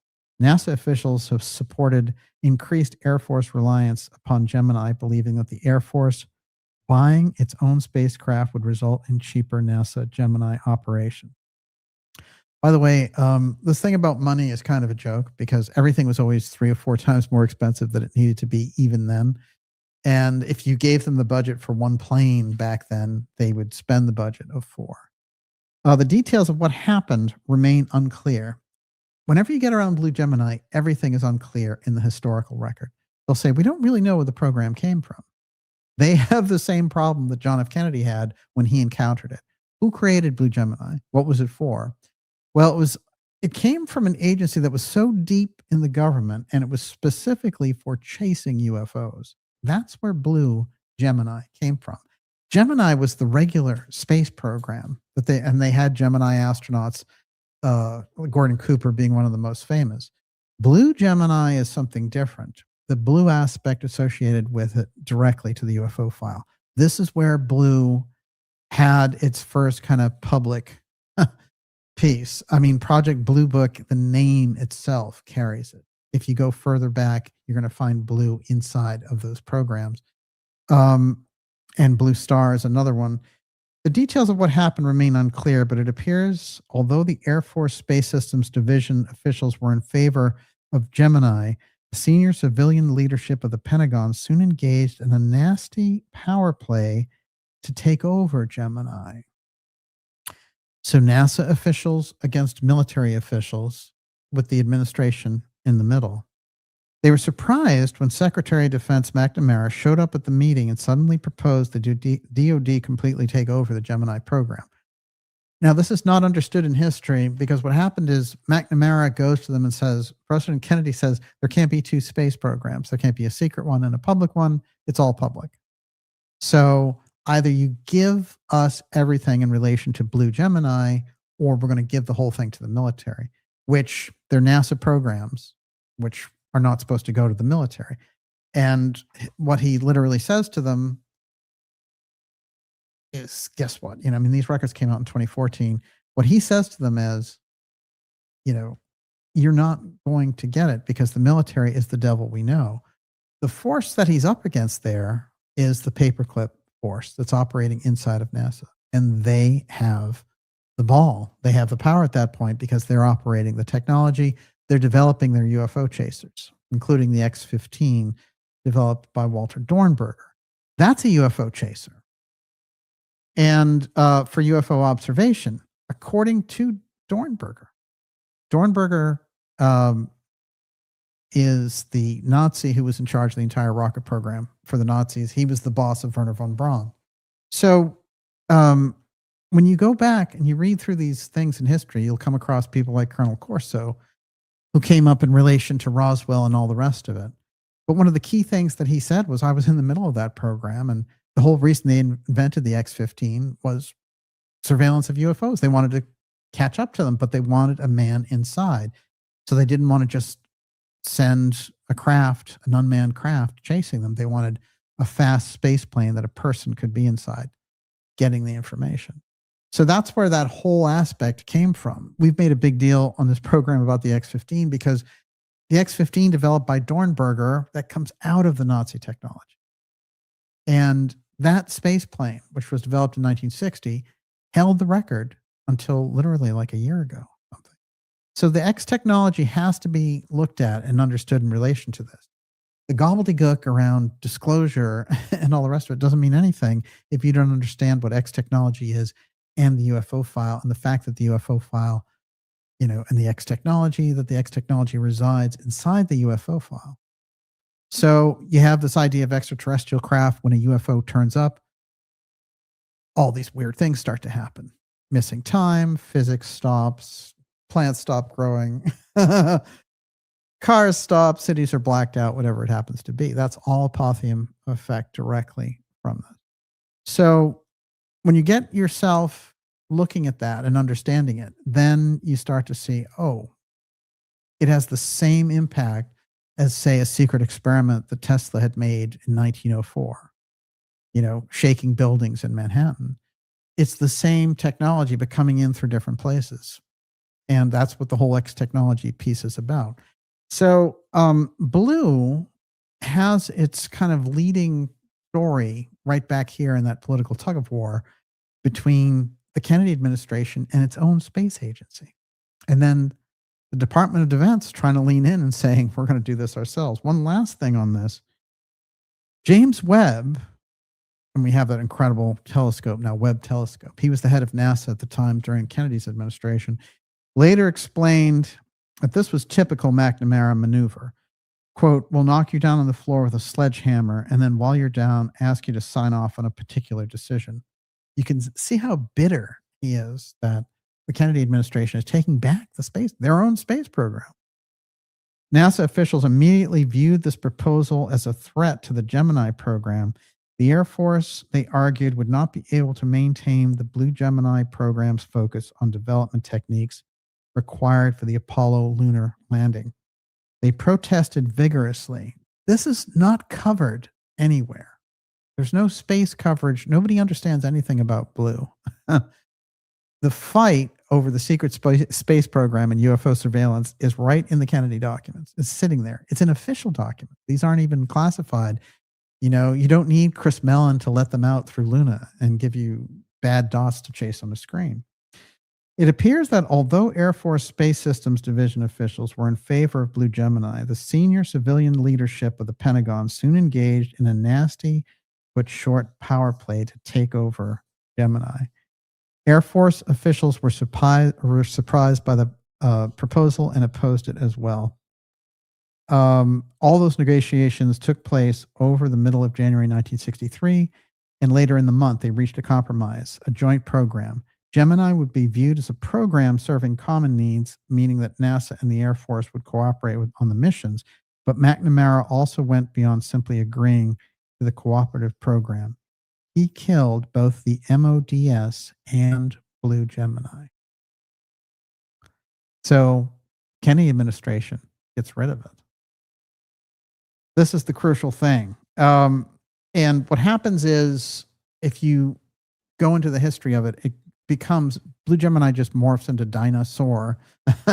And Dinosaur is what you're going to find in the secret files of Guy Bannister, the thing he's tracking, the UFO file, Dinosaur, and the Kennedy assassination. Those are the listing in his files. The person he's using to infiltrate student groups and cause trouble in the summer of 1963 is Lee Harvey Oswald, putting the UFO file right in the heart of the presidential assassination of President Kennedy. So these are the things that need to come out. When you do congressional programs, how are you going to have merit to what we're doing now? Well, because we've been operating in this deficit of information of what took place back then, we're kind of set up to be the patsy now ourselves. And this is the nature of the problem. Everyone, you're watching the Dark Journalist Show. One more blue thing before we go into your questions of X Series 229 here, Blue UFO intelligence files, the cover-up revealed, and we're revealing it to you here tonight. Of course, all the foundation is in the documentary, JFK and the UFO file on this channel. Yes, Miss Olivia. Emmett Lesty, the sci-fi series Firefly got canceled, had Blue Sun as the evil corporation, both blue and gold. David Donaway says Alan Dulles, Pilgrim Society, CIA. The phrase blue and gold CIA refers to the official CIA seal and flag. And James Oh, yeah, Martin yeah. says the Nebra sky disk was blue and gold. Oh, interesting. Yeah, and a weird green. The kind of weird blue-green. You're absolutely right. Isn't Emmett Flesty from the Wim Wenders movie? Yes, it is. And it means, what is it backwards? Time itself. Yeah. Yeah. Oh, wow. Great name. Let's do this. That's absolutely true. And we're going to keep rolling with the blue here. We'll go now into the blue abduction cases. Now, Betty Andreasson, in her hypnosis sessions, I grabbed a kind of a few interesting excerpts. Look, her story is so fascinating. We could do episodes and episodes just on Betty. And I am building up something about abductees that we'll probably do by the end of July at least. But what I want to say about this is watch for certain key patterns that remind us of something else. There was something a UFO developer researcher. Yeah, he's a researcher, not a developer. But he was somebody who's going into these cases. His Ray Fowler, and he was from Massachusetts. He got in on some of the really best cases, the Betty Hill case, Andreasson, and others. And he always had a very serious method. He always had a very serious crew around him. He was quite fascinating. Fowler does something very interesting with Betty Andreasson. What he tries to get from her is something that he calls paraphysical information. What were you actually doing while you were being abducted? And in a number of the cases that he's tracked, some of the people who get abducted can look down and see their body, which is something he's familiar with from astral stories. People who astral project look down and see their bodies. Throughout theosophical and anthroposophical groups, they have this whole thing about astral projection. There's that very funny story about J.G. Bennett, who was literally a soldier assigned to spy on Gurdjieff. And you can imagine how much fun that was. And he ends up becoming really one of his best pupils. He's just so fascinated while he's spying on him. And so Gurdjieff said, "What are you doing here? Like, what would you like to learn exactly?" And Gurdjieff says, "Well, whatever you want to learn, I'll teach it to you. Just kind of have a real aim for it." And he said, "I always wanted to be able to astral project, to astral travel, and I've heard so much about it." And Gurdjieff said, "That's the easiest thing in the world, He said, "I'll tell you what, I'll teach you an exercise. You do it for half hour. Come back and tell me what happens." So he teaches him the exercise, and he checks back in with them. And Bennett says, "Well, nothing happened. I did the exercise. I used the eye relaxation technique and all these different things, but didn't work, basically." And Gurdjieff said, no, keep doing it. Like, I'll come back in a little while." So Bennett's doing it. And then suddenly he lifts up out of his body and he's looking down at his body sitting in the chair. And Gurdjieff comes in, opens the door, looks at the body, and then looks up at the astral body, looking down at the body. And kind of was like, "Oh, I guess you figured it out." And then he leaves. So those people, anytime you get around any kind of mystery training, astral travel is part and parcel of the entire thing. And that's why so much of the remote viewing, I think, technique was so well developed by intelligence agencies after the fact of spying on the mystery schools. But what happens here is that Fowler is looking now, and he's saying, well, these paraphysical things that take place in abductions, I'm starting to wonder, because if people can see their body and they're going through all these tests and things like that, are the aliens grabbing their astral body? Now, it's very weird because, as a 18-year-old curious teenager, I asked the same question of John Mack, and he had the answer that this is exactly what he felt that they were doing, and that it was no sense in trying to prevent or help people from being abducted under normal circumstances. You had to teach them kind of astral defense. So keep that all in mind as we read along here, because I'm going to show you an intense crossover between what happens with Betty Andreasson and how Edgar Casey will go to the special place to get information once he's directed under trance. Okay, so the hypnotist asks, "What are you in?" And Betty Andreasen says, "I'm in this big glass ball, I think, and it's all lit up. And there's this blue light right here, right beside me. I'm just hanging there inside and looking. What are you standing on?" "Nothing." "Nothing?" "I'm just in that inner thing. I'm looking down and I can see way down these balls, all of different sizes, clear crystal balls, and we're moving toward it." Um, and there's an image here, which I think is fascinating. What's great about Betty is she's a fantastic artist, and she made some drawings of what she was experiencing. And there she is inside of this blue ball. Of course, it's a black and white shot, but you get the idea. And um, Were the white balls orbs like beings? well, it's very interesting because they are orbs, but she's inside them. So she's Well, she's inside a blue orb, yes, but she's seeing white orbs. yes, right. I think they're more of the same, actually. Well, if she's inside an orb, would there be beings inside the other orbs? But she doesn't say that?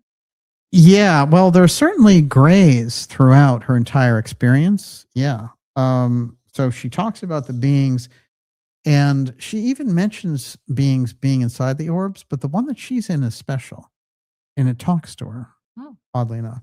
This is Betty under hypnotic trance in 1977. Her story opens up, and the incident that takes place, her actual family remembers the entire incident.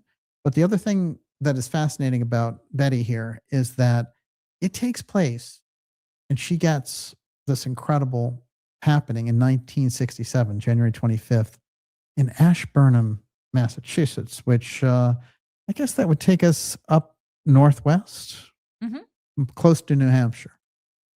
And the way her father remembers it is he was looking out the window and he sees all these people that seem to be in costume. And he's like, it was almost like Halloween kids coming. He's like, they look like kids.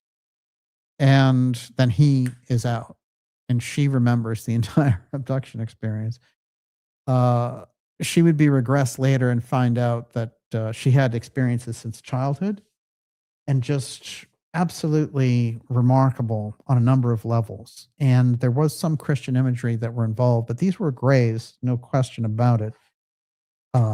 And they may have been manipulating her psyche on this, but some of the instances sound like really high shamanic initiatory type happenings as well. This is one of the other pictures that she drew of the grays putting this weird mask over her head.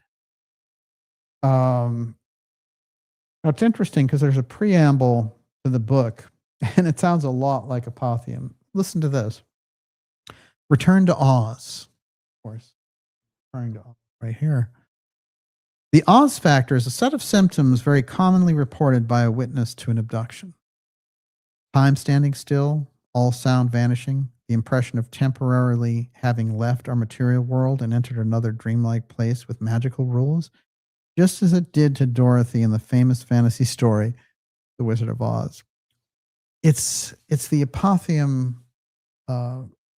piece on kind of an ethereal level. And then if you go deeper into Apotheum, you find, yes, time disappears, but also, all the mechanical aspects won't operate. And so the laws of physics, as we understand it, don't operate. That became the reality distortion physics that the deep state and the X-Protect group studied in relation to it, and why they became afraid of letting that UFO secret out far beyond any kind of off-world concern. Okay. Betty says, some of these grays come from realms where you cannot see, their hiding place. Some from this very earth. Now, that's interesting because there's not enough of that emphasis, which is, the emphasis is very often extraterrestrial, which is fine because it may be true. But what's here? Yes, there is a place on this very earth that you do not know of. 1967, Betty was apparently taken by a small craft to a larger craft where she was cleansed by a machine prior to a physical examination. From there, she seems to have been prepared for a further trip to a strange realm. After arrival, the craft seemed to have butted up against a tunnel carved out of stone, and these grays operate underground through all these tunnels with these orbs. Now, Betty says, I was taken to the high place rather than their home planet. It's not a planet, it's a place. Like a Okay. realm. It's a realm, exactly. Somehow it's a place on high as she sees it. This is the craft that she describes. It's a cigar-shaped craft. Is that a plasma field around it? It looks like it, doesn't Okay. it? It really does. Yeah. And it's gigantic. According to her, many of these smaller ships can go into it. Now, the hypnotist says, we all sat transfixed at what Betty was describing. I wondered if the effects of the hypnosis were somehow causing Betty to have some kind of psychedelic hallucination. We do not have time to dwell on this because Betty and her captors moved along the track through another membrane-like door into a huge Earth-like area with green atmosphere. There, the track jointed a number of similar tracks stretching from interconnected roller coasters above land and water.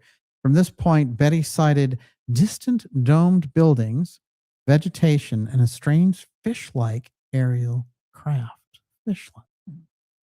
She passed over a strange pyramid, and a bright crystalline structure loomed ahead directly in their path. This is where the apex of her experience's high strangeness lay. This is where she experienced the holographic-like life and death cycle of a huge phoenix-like bird.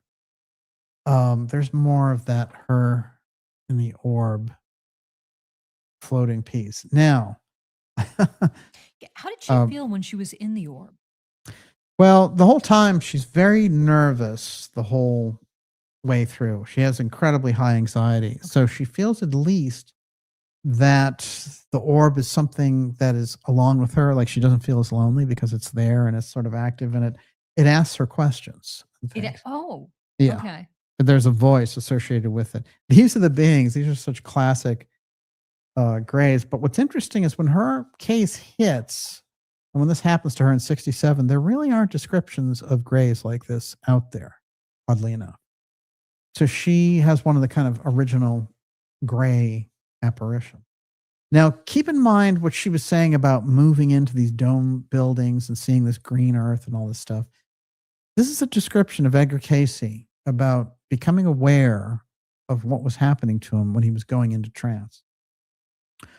Quote, I see myself as a tiny dot outside of my physical body, which lies inert before me. I find myself oppressed by darkness, and there's a feeling of terrific loneliness. Suddenly, I'm conscious of a beam of white light. As this tiny dot, I move toward and upward in the light, knowing that I must follow it or be lost. As I move along the path of light, I gradually become conscious of various levels upon which there is movement. Upon the first levels, there are vague, horrible shapes. They're grotesque forms, such as the one you would see in nightmares. Passing on, there begin to appear on either side of me misshapen forms of human beings, which have some part of the body magnified, while the grays have the head magnified, the eyes. Then the direction changes. Gradually, these become lighter in color. Oh, I should back up on that. Again, there's a change, and I become conscious of gray hooded forms moving downward. Gradually, these become lighter in color. Then the direction changes, and these forms move upward, and the color of the robes grows rapidly lighter. Now, in Betty Andreasen's statements, she says they are wearing these hooded robes at certain stages. She's trying to figure out what the hoods and the robes are all about. So he says gray hooded forms, and she's saying these grays with these hoods on. Damn similar. Then the direction changes, and these forms move upward, and the color of the robes grows rapidly lighter. Next, there begin to appear on either side vague outlines of houses, walls, trees, etc., but everything is motionless. This also comes up for Betty, but what she's describing here is buildings, domes, and she even sees this kind of flying aerial vehicles that are like fish-like. As I pass on, there's more light and movement in what appear to be normal cities and towns. With the growth of movement, I become conscious of sounds. At first, they're indistinct rumblings, and then there is music, laughter, and the singing of birds. There is more and more light. The colors become very beautiful, and there's only a blending of sound and color. Quite suddenly, I come upon a hall of records. It's a hall without walls, without a ceiling, but I'm conscious of seeing a man who hands me a large book. It's a record of the individual for whom I seek information. This is Edgar Casey's description of his own process. And in that same reading where he's going out for this is part of that reading, actually, when he had this memory. The soul lives on, and as conditions are only the release of the soul body from a house of clay and activities in the world of matter are only changed in their relationships to that which produces same, and that which the physical body sees in a material, three-dimensional form. When Betty is with these beings, she's definitely on the same astral track that Casey is on, including the fact of the robes changing color and things of this nature.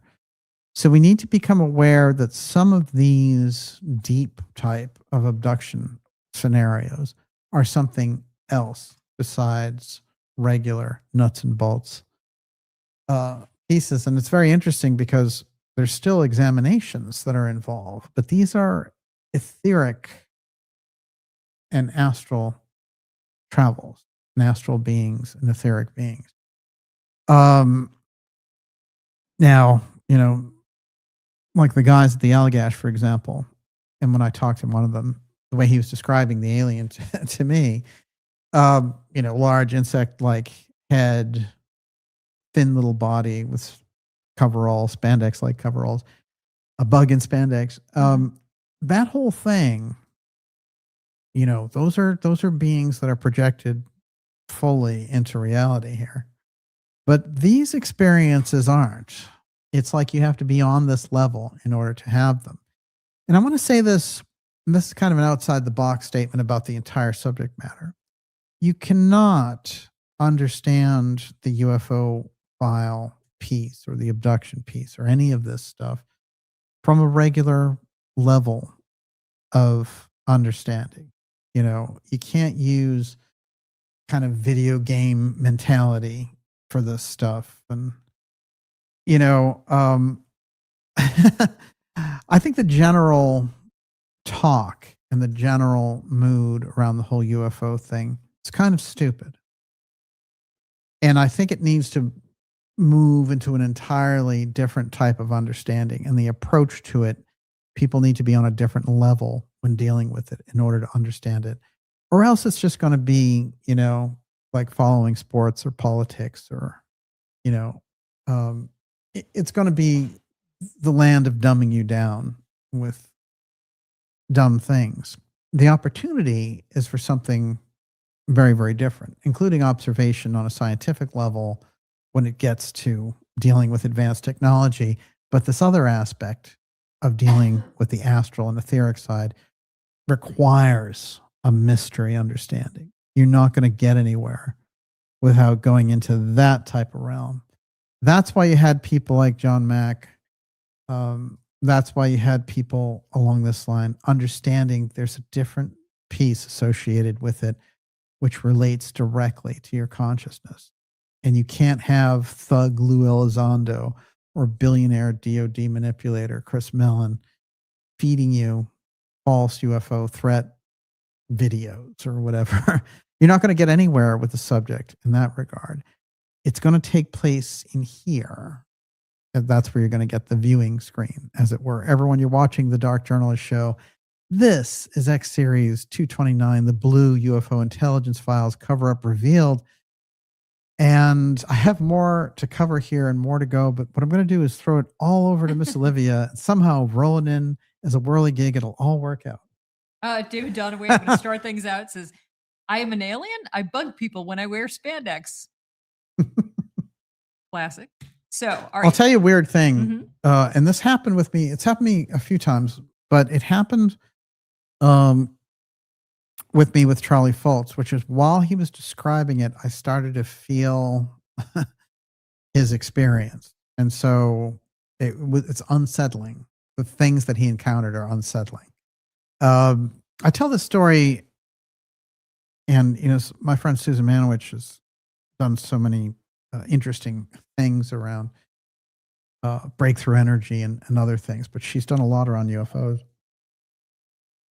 And a lot of people know her and the work that she's done and things, but she's an experiencer herself. And she told me this very interesting story about being in her backyard when she was 6 or 7 years old, and a craft being there and her going on the craft. And when she started to just describe the control panel or whatever, um, I started to like go into the experience that she was having, and it was a strange feeling. And it took a little while to shake off. Now, interestingly enough, I brought that to Gigi at a certain point and was describing it to her and said, what do you think of this experience that she was having? Like, let's talk about what these alien abductions were all about. And I got to Susan's, and Gigi, when I was talking to her about it, she started to have the feeling of being in the craft and all the rest. So whatever it is that these people go through, it communicates person to person. It's not just here's a personal experience or whatever. It stays in their magnetic energy body somehow. And very interestingly, when I was talking to Charlie Fultz, and I met him completely by accident, when he was talking about it, and he was talking about the examinations and stuff, he showed me how his arms were turning red and he was getting goosebumps and things like that just from talking about it. This is what happened to him when he discusses it, because there's still some programming in there that said, no, forget it. Don't talk about it. Don't remember it or whatever. So we have to understand who's operating in the background, giving them hypnotic suggestions to not remember these things.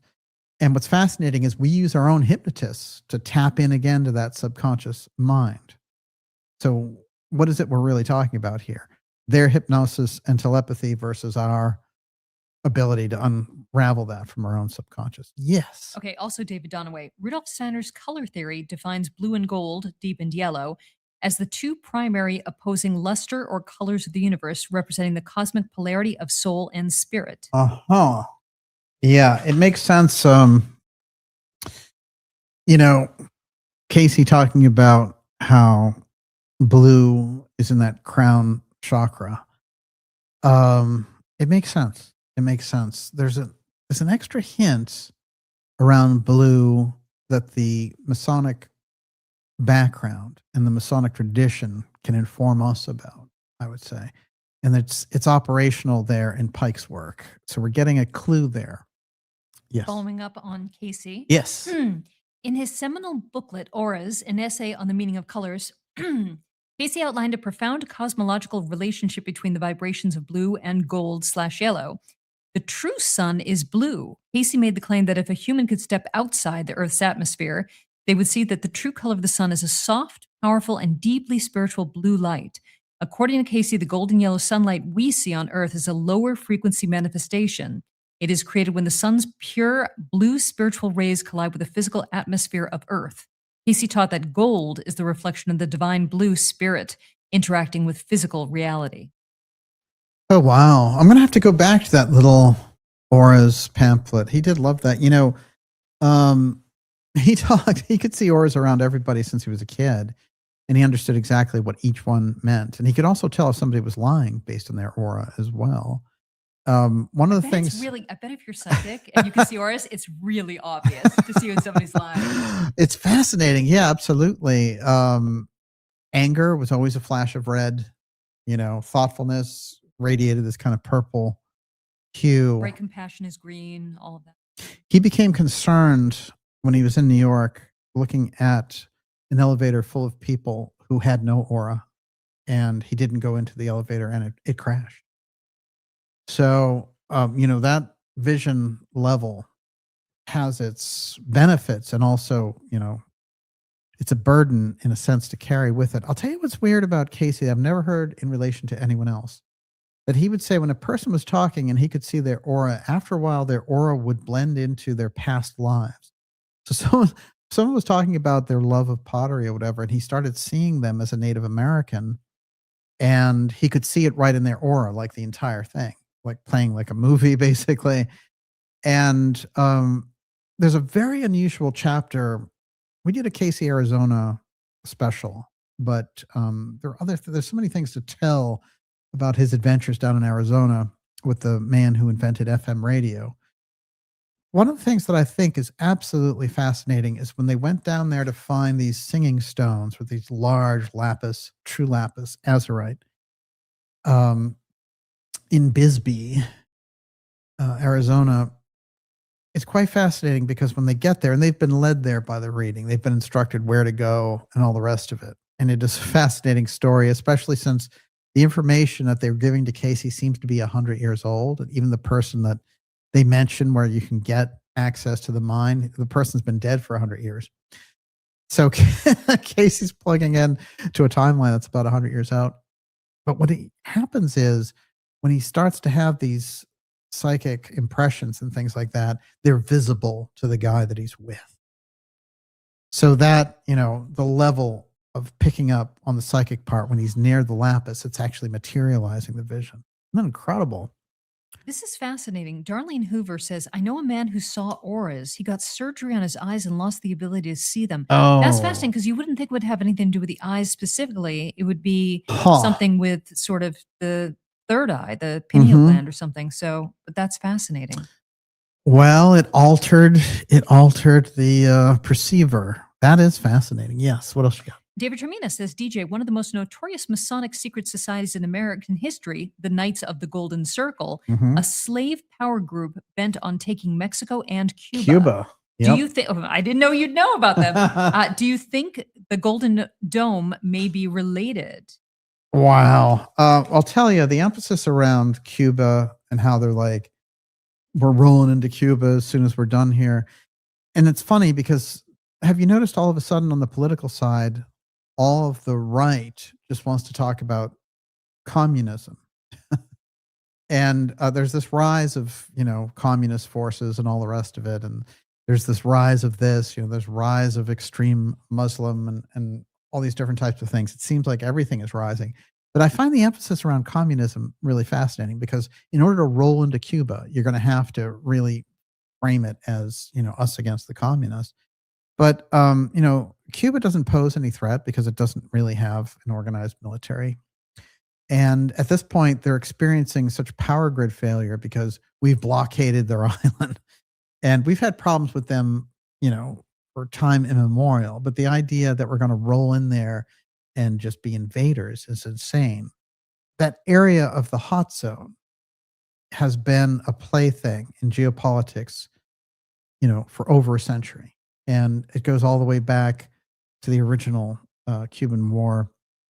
And, there's all this Thomas Townsend Brown down there in 1930 in Cuba, and the first day he gets there is a massive earthquake. And they're sending him on a secret mission to test submersibles. I mean, every time you get around Cuba, everything gets weird. In fact, and even the fact that it was the trigger for this kind of World War III talk, the Cuban Missile Crisis and all the rest of it. I mean, what is really going on with Cuba? It's remarkable. And I think it is a high point, a highlight of Poseidia. And it holds that just the same way the Middle East holds that power spot because, we had these Israelis and we had, the original Egyptians and the whole area there was just this incredible power zone. So let's cut to the chase. I mean, does Trump want the Atlantean ruins? I think it's part of the package. Oh, yeah. Yeah. I think it's just how to make it, part of what they're trying to do is how to make it not so obvious. And, but this is an extraordinary opportunity that they're getting because once they did the deal and took out the Venezuelan leader or grabbed him, Cuba is in a very difficult situation because they got the majority of their oil from Venezuela. And then you put in a blockade so the Russians can't send anything in there. Those people will eventually starve. That's what they're trying to do. They're trying to weaken them so they don't have the, kind of bad photo op of just throwing in troops in there, which is insane. And but there's a lot of talk coming out of the Trump administration with this kind of warrior conqueror talk, and it doesn't serve the purpose. The Trump administration, Trump's whole brand is not to engage in wars. He's supposed to be the peacemaker and keep us out of Trump. Yeah, he's supposed to keep us out of foreign entanglements. And now we find you wake up one day and there's a peace deal with Iran. You wake up the next day and we're bombing the hell out of them. This is not a reliable policy. Somebody's flipped the switch in there. And what's interesting is it's working so much against Trump and everything else that he wants to do and all the triumphs that he could have on a domestic level, that I think the majority of Trump's supporters are still saying, I'm with him on domestic policy, but this foreign policy is like George W. Bush. And, it's neocon. So it has nothing to do with Trump's original foreign policy. So what is it that's going on? And how does Cuba play into that? But the question is very fascinating because the peace, remember, it's the Masonic lodges that helped Castro get in the first place because they were hiding him and his troops all along the way. And there's a very heavy theosophical presence developed by 1910 in Cuba.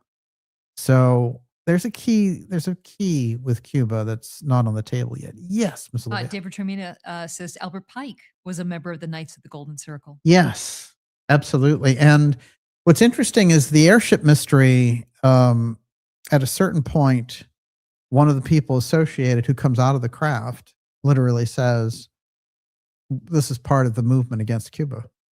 Speaking of people coming out of the craft, Tim Houston says, pretty sure Orthon was decked out in blue and gold. Adamski knew his esoterica. You must be psychic. Who said that? Tim Houston. I have the Orthon book here tonight, and I was reading it just before we started. And looking for Orthon, I think is the name of that book. But Orthon, stands out rather dramatically for a lot of reasons. But he's an early template for the Pleiadian type peacemaker. Don't go and have nuclear war peace. And a lot of the Nordic aliens have this anti-war narrative when they come down. Yes. Okay. So Mike Rotunda says, I was watching a video on the NRO and they said they could take a pic from space of an object on Earth that is 12 inches long in 1987. Well, imagine what they can do today. Absolutely. You're in a surveillance state. You're in a box. There's no question about that.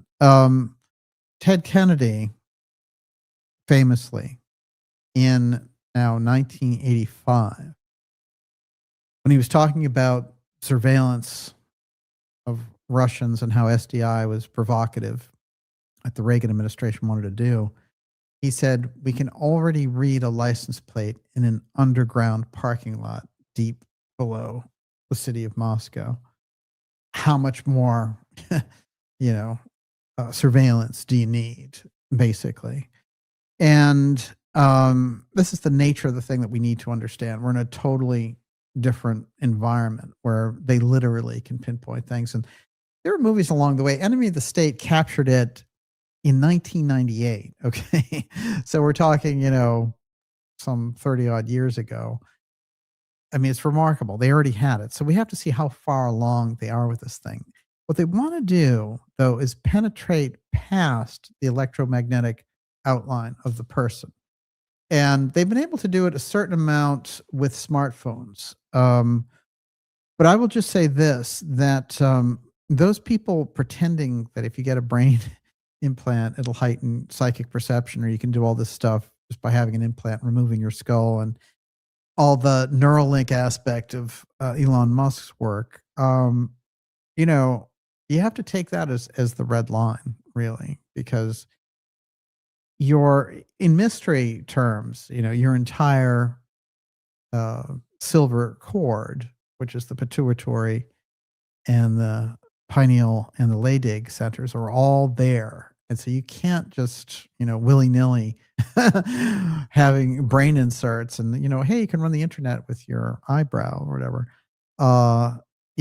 So it's very interesting how the mask has fallen off of so many of those projects. Originally, they said, well, they're going to help the disabled get the ability to walk again. And so who could be against that? And then later, Musk is like, my technology will have Christ-like effects, kind of insane drivel. Like, I'll go to Mars and bring consciousness. I don't know what they feed into this guy's head. It's quite remarkable. But, and then on the other side, you have, the freaks like the Zuckerbergs and the Gates, their transhumanist, eugenicist agenda. So anytime people get up around the top there, they go into these weird, mutated, distorted versions, and they lose all their empathy for the rest of humanity. Interestingly enough, everyone, you're watching the Dark Journalist show deep, deep, deep tonight into the Blue Intelligence Files, X Series 229, with the UFO release as a backdrop. And the files Coverup revealed. We try to reveal some of the players for you tonight. That's an ongoing theme with us here. And I'm proud to say we've been ahead of the game. Finally, some of these people are catching on and saying, hey, guess what? That Elizondo is connected to Clapper. Yeah. Welcome to Thunderdome. I love insider stuff.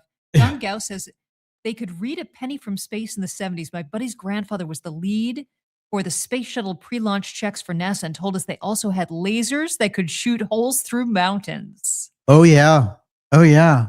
Well, it's amazing. Some of those videos from the UFO drop today were from Northcom. And remember, Northcom, of course, famously is connected with continuity of government. Northcom, NORAD, and the continuity of government, one single leader there, the general Gio. And it's very interesting because they put out this stuff and they were doing this whole bit. But you might remember in 2023 when that Chinese balloon very lazily came across our border and was surveilling the entire United States. They said, damn it, the sensors failed. We didn't see it. Oh, shoot. We don't see balloons, but don't worry. We're going to fix that. We fixed those sensors, and now we can see balloons again. Just think of how stupid they must think the average person in the public is if they could see a penny from space in 1972. Yes, Miss Olivia. Kevin Marble says Pike wrote a letter to Mazzini where he said the future would hold 3 global wars, the third intended to drain the leading powers and herald in the light of Lucifer. Yeah, it's very interesting. I got to tell you that, and this isn't fun, but the Pike said so many fascinating things, and those should be studied, or whatever. But that thing about the wars and him talking about World War III and all that, there's no source for it. I've looked for it high and low. And so they put this out there, and they have him in 1871 talking about World War III or whatever. I don't know where they're dreaming that up. You can't track it back anywhere? No, I think it's a false quote. And, you see them all the time. So Pike, absolutely fascinating. And yes, did predict things. That one in particular, though, I can tell you, it's been thrown around out there. And I think they do this sometimes to test out whether or not people will just kind of hook into it regardless of the source. And I think sourcing is an incredibly important thing. It's missing in independent media. The corporate media just makes up their sources very often too. But Kevin Marble responds. The source was a library that took the copy and hid the letter after it got out. Well, I don't think the letter could be authenticated. If you have information to the contrary, just write me at admin@darkjournalist.com, and I would love to look at it. But I can tell you that as far as I'm concerned at this point, it's not a valid document. Yes, what do you got? Okay, the Buddhas of Boston Sports. If the stories of ETs disabling missiles or making warheads vanish, then we know we have nothing to fear over nukes, that this is a money grab by the military-industrial complex. Oh, there's no question about it. Well, think about it this way. Okay, National Defense Authorization Act, trillion for the military, right? Trump says, well, we should have 1.5 trillion for the military. Then he says we should have 350 billion for the Iran war. Then after that, J.D. Vance says, well, there's going to be a $300 billion redevelopment fund that the Iranians can borrow from us to rebuild their stuff after we blow them to bits. I mean, it's incredible money changing hands in relation to this. And there's a lot of profit taking and the raising of the specter of profits or whatever. If anyone was a smart statesman, I don't understand who they've got in the State Department. They should be going to Trump. The only person who had any logic in that administration was Tulsi Gabbard. And they got rid of her. And they got rid of Kennedy's daughter-in-law, Amaryllis. She was another one. And what she was tasked with was to get to the bottom of the JFK assassination, right? Well, I guess she got a little too close because she's out of there. And intelligence official Amaryllis Fox Kennedy, a Gabbard ally, leaves 2 jobs. She left before Gabbard. So you have to see, the good people in this administration are dropping like flies. That shouldn't be the case, but they're losing them because they don't want to be associated with willy-nilly, bombing of Iran for no purpose. And this is where you're losing people and you're losing your own base. So somebody needs to sit down with Trump and say, these are your actual options, to get out of this thing. And if they're not doing that, then they're doing it for this other redevelopment fund or, and here's the thing. I want to just put this on the record. We have all this stuff about Somali fraud and all this stuff, all the horrible fraud in all these cities that the Democrats are running.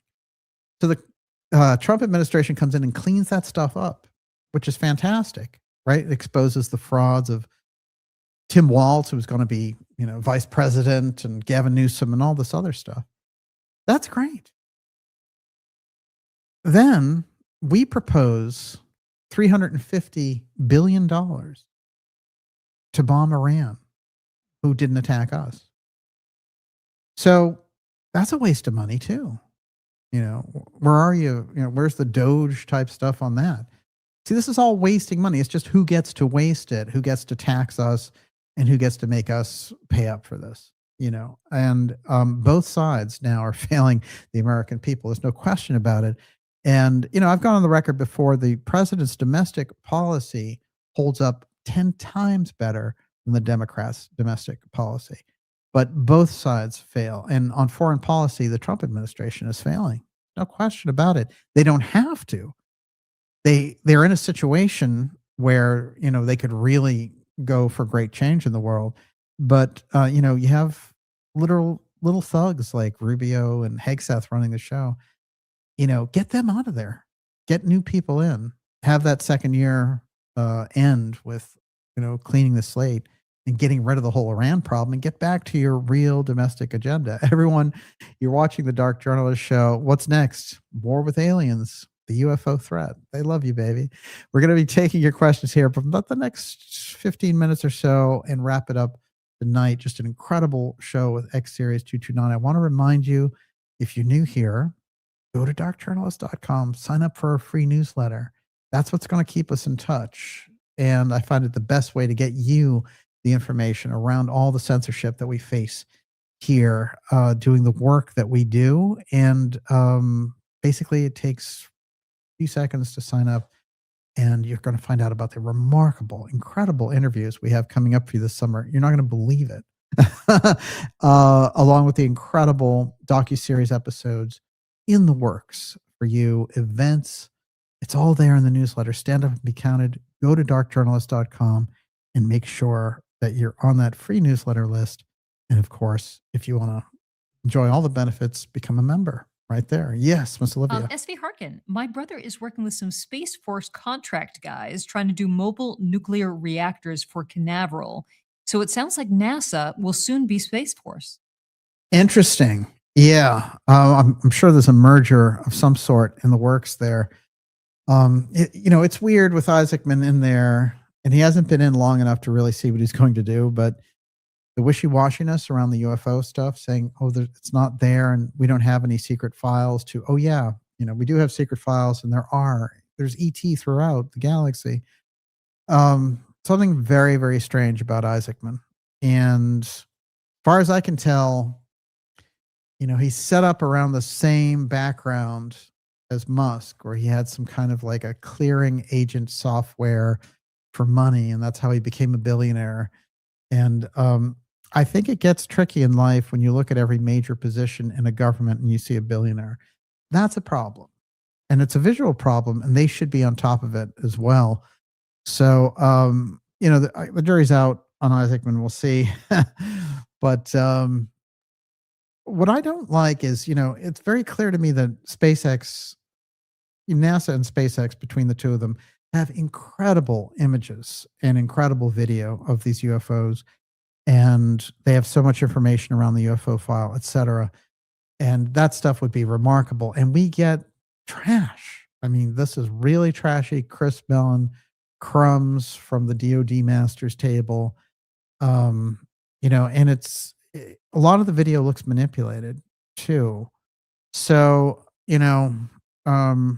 something has to change in that whole process. And I think it becomes more and more, that the Lunas and the Burchetts and the Burlesons, when the Trump administration is over, they'll probably just have podcasts and be like, see that they're UFOs, they're USOs, I don't see that. None of that stuff seems to be making any real tracks. Where is the missing scientist congressional hearing? How long do you have to wait? We've had 4.5 months of McCaslin missing. He was one of the top national security generals in this country dealing with the UFO file. Where is the hearings on that? I mean, that's great. You want to talk about Charles Manson, great. But, can you give us something relating to the missing scientists? What happened to the investigation? The families want to know. And I should mention this, which is, a couple of weird things came up in relation to the missing scientists. And we have a new missing scientist episode coming up for you as we get into July. But on Anthony Chavez, he was, one of these people associated with Los Alamos who disappeared. And a friend of his now has come forward and spoken to the media and said, you know what? He was actually dealing at Los Alamos National Laboratory on quantum physics experiments related to the question of matter existing in two places simultaneously. That is a top secret project. This is, let's connect some dots here. This is where we have good motivation for him to disappear. The fact that he specifically worked on quantum physics and was investigating being in two places at once. This is a classic piece that takes place in abduction experiences as well, by the way. But it's quite interesting because you might remember just a little while ago that Trump administration FEMA official who complained that he had been teleported to a Waffle House and that it was a very uncomfortable experience. And he was dead serious about the whole thing. And I'll tell you, they got rid of him in a hurry. But why did they get rid of him, really? Did he let out too much?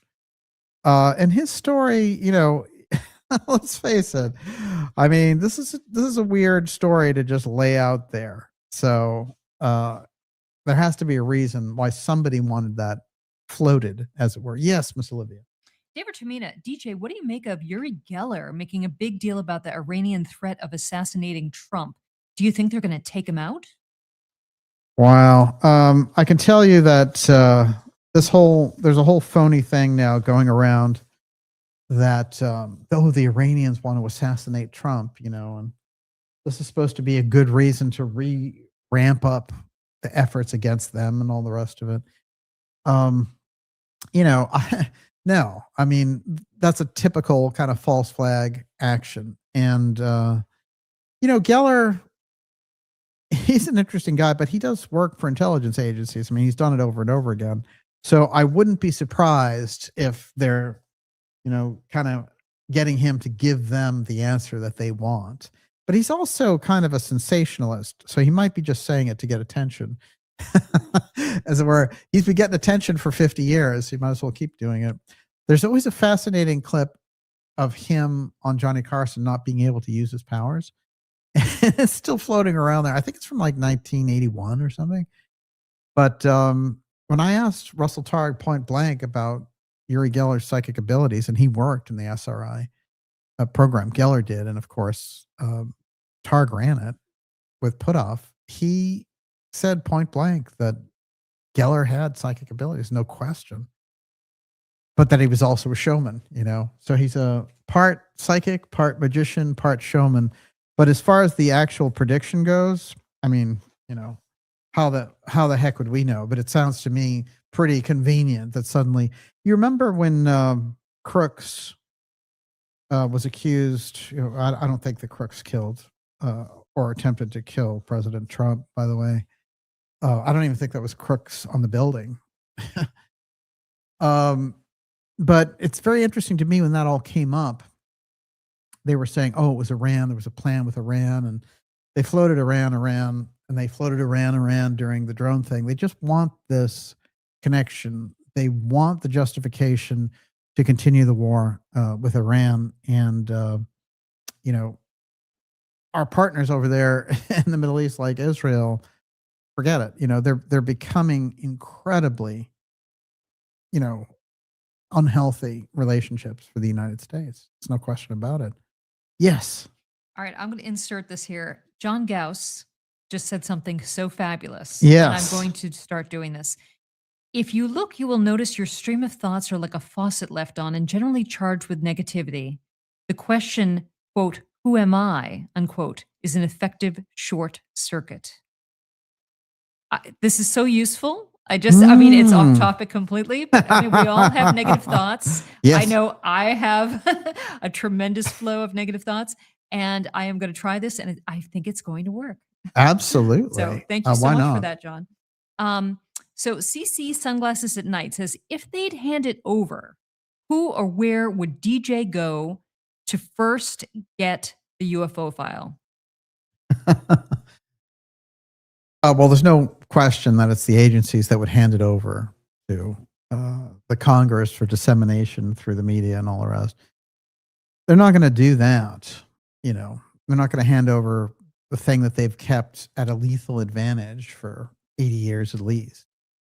And all the things that X-Protect have done, to protect that secret, and all the illegal things that they've done, and all the money that's been laundered, all the technology that's been blocked, all the scientists that have been killed, I mean, it's going to have to be a thing that gets forced out of the government. They're never going to give that to you. The thing that they're going to give you is what the CIA cooks up. And that's where you're getting, Dr. Phil Elizondo disclosure. And it's an incredible embarrassment. What embarrasses me when I look at it is the people in the UFO fields who want to take anything. They'll just take anything, Oh, hey, it validates UFOs. I'm up for it, No, you're not. CIA disclosure isn't disclosure. That's not good for humanity. It's sick, but they're trying to manipulate humanity into a position of slavery through fear, So no, we reject that. And, that's where I get into this kind of like video game mentality around UFOs. It doesn't work, and a lot of the people that are coming up covering UFOs have this kind of video game mentality. And for me, it's, it's disappointing. Where are the deep researchers? Really? Whither have they gone? And it was funny because I was thinking of guys like Friedman and others, and it was very interesting because somebody asked Dolan a question about who's the best UFO person. And he was like, and they said, would it be Stanton Friedman? And he was like, oh no, he was against Bob Lazar. Bob Lazar is a pimp. He's a convicted pimp. So that's where you're drawing from.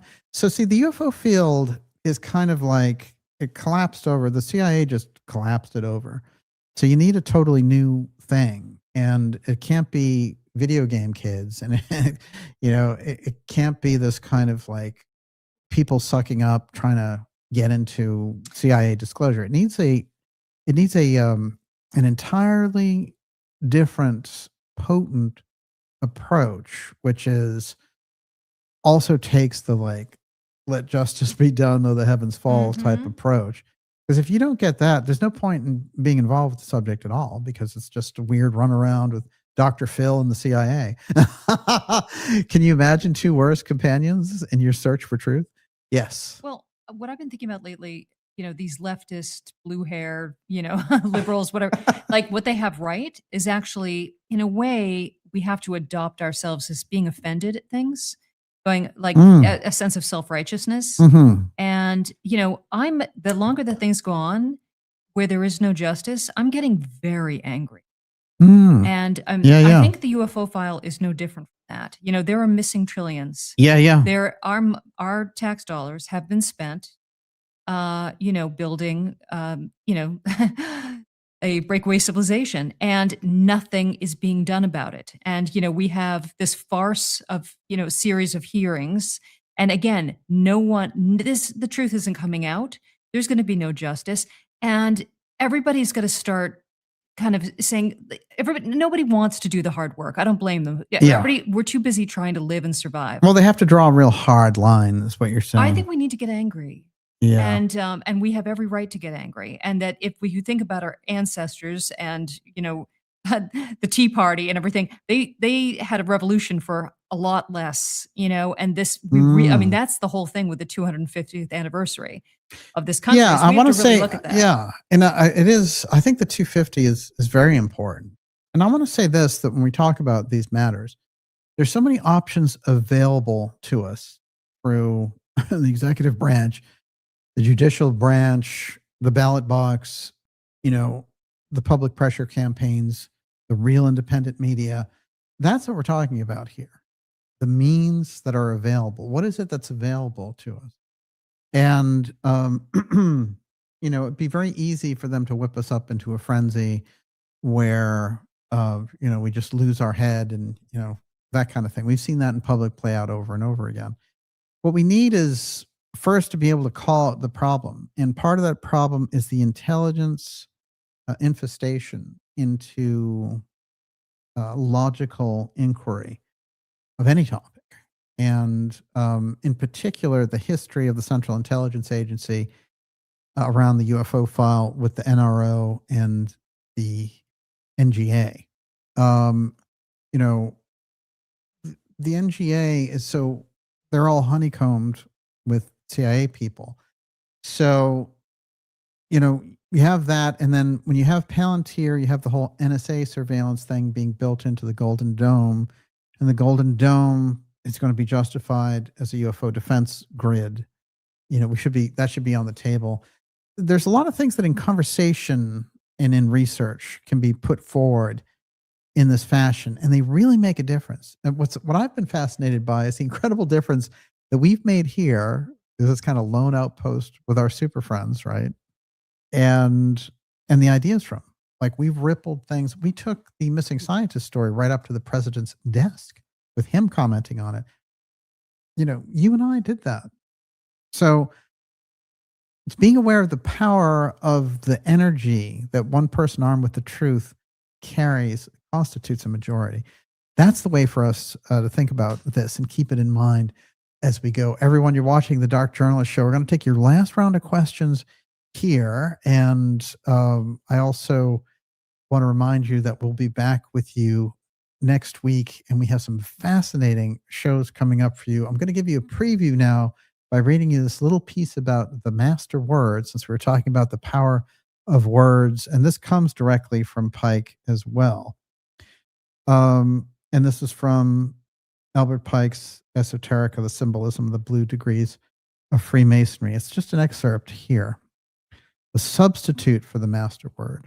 So there's this idea that at a certain point, Masons lost the actual master word from Hiram Abiff that they'd been using to identify each other. And I pointed this out at the start of the show. This is a little more. In the fellowship of the working Masons of the 17th century, there was a Mason word which was given to each apprentice. But what it was, we do not know. Afterwards, the name of the deity of the Hebrews was adopted as the true word of a master mason. Whether it ceased to be given when the master's degree was first invented or not, we do not certainly know. In France, it was given for some time, and the account given in regard to the substitute to the candidate was that Solomon adopted it for the time being, thinking it was possible that the assassins had extorted from Hiram the true word. But when they had been captured and had confessed that they had failed to do so, the true word was restored, and at the end of this recital, it was given to the candidate. In a work published really or pretendedly at Amsterdam in French, 1745, entitled L'Ordre des Francs Masons Trahi. I think I pronounced some of that right. The true word is displayed upon a coffin in the plan of the lodge in the 3rd degree. This is fascinating. Like it's giving us a hint of where it is. There's no master mason now living who has ever received the true word in a master's lodge. I was told, as we all in this country were, that it had been agreed between the two kings and Hiram, the architect, that the word would never be given unless they were all three present, and that when the body was found, Solomon expressed his fear in a peculiarly emphatic manner that by the death of Hiram, the master's word was forever lost. Why such an agreement was made and the candidate was not and is not informed is unknown. That, along with this very interesting poster called Ahiman Rezon. Yeah, it sounds a lot like Ahriman, doesn't it? Highly esoteric tribute to Masonry coming up right here on this very, very station. Miss Olivia, your last round of questions. What do you got? Jeremiah Jimenez, see if you can remember a while back, DJ said on Alex Jones that the UFO file consists of 3 main things. One of them was the Tesla inventions. What were the other 2? Well, what you have is X technology. Okay, so the UFO file, the X technology resides there because the apotheum effect is the same, whether it's from a Nikola Tesla experiment or from the presence of the UFO file. So what you need to keep in mind is what we understand about them. They're going to question religion, and so that's a reason not to give this out, because if there are space aliens somewhere, we're not going to be able to maintain our religious order. I've never thought, even back in the 1960s, that was going to be a severe or significant problem in relation to this type of disclosure that we're talking about. But a technology that they can't control, a reality distortion physics that, changes how we count time and, can be used as a weapon that way. And that maybe after all this time, we haven't learned exactly how to aim it and all the rest. You give a chance for a group like X-Protect to hold it that way. Problem is, too many figures have lived and died telling us, well, the government put this much aside and the corporations were given the lion's share of what was going on here because the government didn't want to be tracked into a situation where they had to give up these secrets. So the secret is out on that front. And even when you see the false UFO investigations, now they'll mention Lockheed Martin, after the work of dark journalists, after the work that has been put out there by thoughtful investigators. Now they'll go to the idea that, hey, Lockheed Martin did this or Boeing was involved in that. But you have to understand the X-Protect group is part intelligence, part aerospace, right in that corridor. Nobody understands or identifies the aerospace role in relation to the deep state. And that's the thing I think that's been missing through all this. So when I've called out deep state researchers and said, hey, you have to pay attention to this UFO stuff, and some of them really hated me for it, and I'd give them the facts and be like, look, this thing lays directly over with the Kennedy assassination. Now they might be actually starting to take a look at it because we put so much on the table. But deep state researchers are very meticulous and understand how the government operates. And the problem is the people on the UFO side don't have that kind of research background for the most part. So the UFO field really, it moves along and it doesn't have any solid substance. And those solid researchers, the Stanton Friedmans, the Fowlers, and all the rest of it, are either no longer with us or they're very old. So there wasn't a great generation that came to replace them. What happened instead was this entertainment thing. And, that's why you get Dr. Phil disclosure and things like that. So it's not a good situation. It's not a good, deep situation. So what I would say the way forward would be to create, to really bifurcate from the circus over here and say, no, we don't go with that. We don't go as Lou as UAPs are. No. And start something, completely go in the direction that we're going with dark journalism with it. You can get answers that way. And a lot of those answers you get right outside of the government. I would like to see us press the government forward. And especially when it comes to missing scientists, you're dealing with people's lives. So, where's the congressional hearing? I kind of don't want to hear Burchett or Burleson talking about how that they saw all this dang stuff in a skiff. And, I don't want to hear it anymore. I want the missing scientists hearings from those people. And I think that all the people in the field around, ufology and the whole research thing should just be after the congressional people to investigate the missing scientists, because it's a gigantic cover-up. People are dead. People are missing. It's a national security crisis. General McCassin's been missing since February 27th. He was in charge of the Wright-Patterson UFO file. That's a fact. Everybody knows it. We put it on the record. So where's your investigation? What the hell's going on? So this is how we need to look at these things. Yes, Miss Olivia, last two questions. Okay. Nevermore wants to know, CERN shutdown? Thoughts, DJ? It's not a shutdown. That is PR. It is a reconstruction to make it 5 times bigger.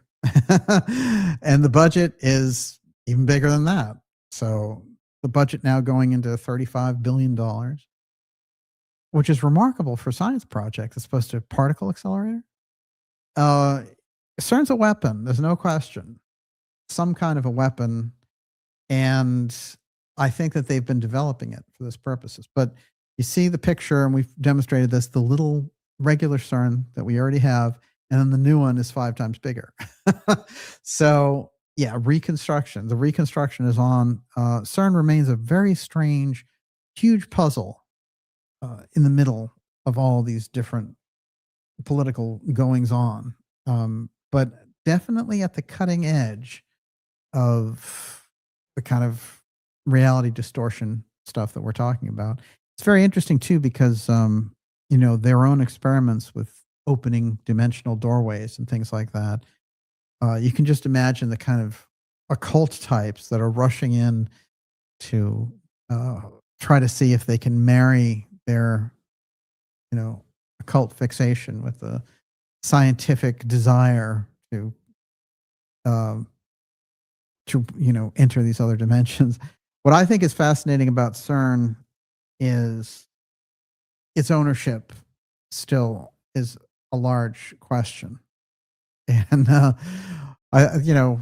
we've tackled it at different times, but I think there's a deeper research track to be had there. Yes. Yeah. So Jack Comeau says, anyone feel time slow with the CERN shutdown? Hearing people say yes. I will say, whether you want to call it a shutdown or not, something has shifted with time. Interesting. Slowed down. It feels like time used to feel. Oh. Like it doesn't feel like the day is over by, you look at the clock and it's like, what happened to the day? Somehow time feels like there's enough time to do everything all of a sudden. You look at the clock and you think it's going to be later than it is. And instead it's earlier and you've got plenty of time. It's weird. Listen, at least for the next 2 weeks. If that's the case, last 2 weeks I've felt this. If that's the case, I'm happy. I'm going to read you this real quickly. And it's very interesting because Cuba is mentioned here, but this is about an organization called the Defense Industrial Security Command, DISC. And this is going to play into the continuation of what we're talking about with the Blue Project. So I'll read this. We'll take your last question. We'll be done. Everyone, you're watching the Dark Journalist Show deep tonight in X Series 229. This is the Blue UFO intelligence file. Coverup revealed. And I think we've shown some of those aspects. And there's more to come as well. Quote, now this is directly from the Torbit document, which is like, WikiLeaks 1970. It's got an incredible wealth of information about that crossover between advanced technology and the JFK assassination. And it's largely ignored, as is Project Paperclip. But those two books, you get the foundation. The Defense Industrial Security Command is the police and espionage agency for the U.S. munitions maker. DISC was organized by J. Edgar Hoover and William Sullivan.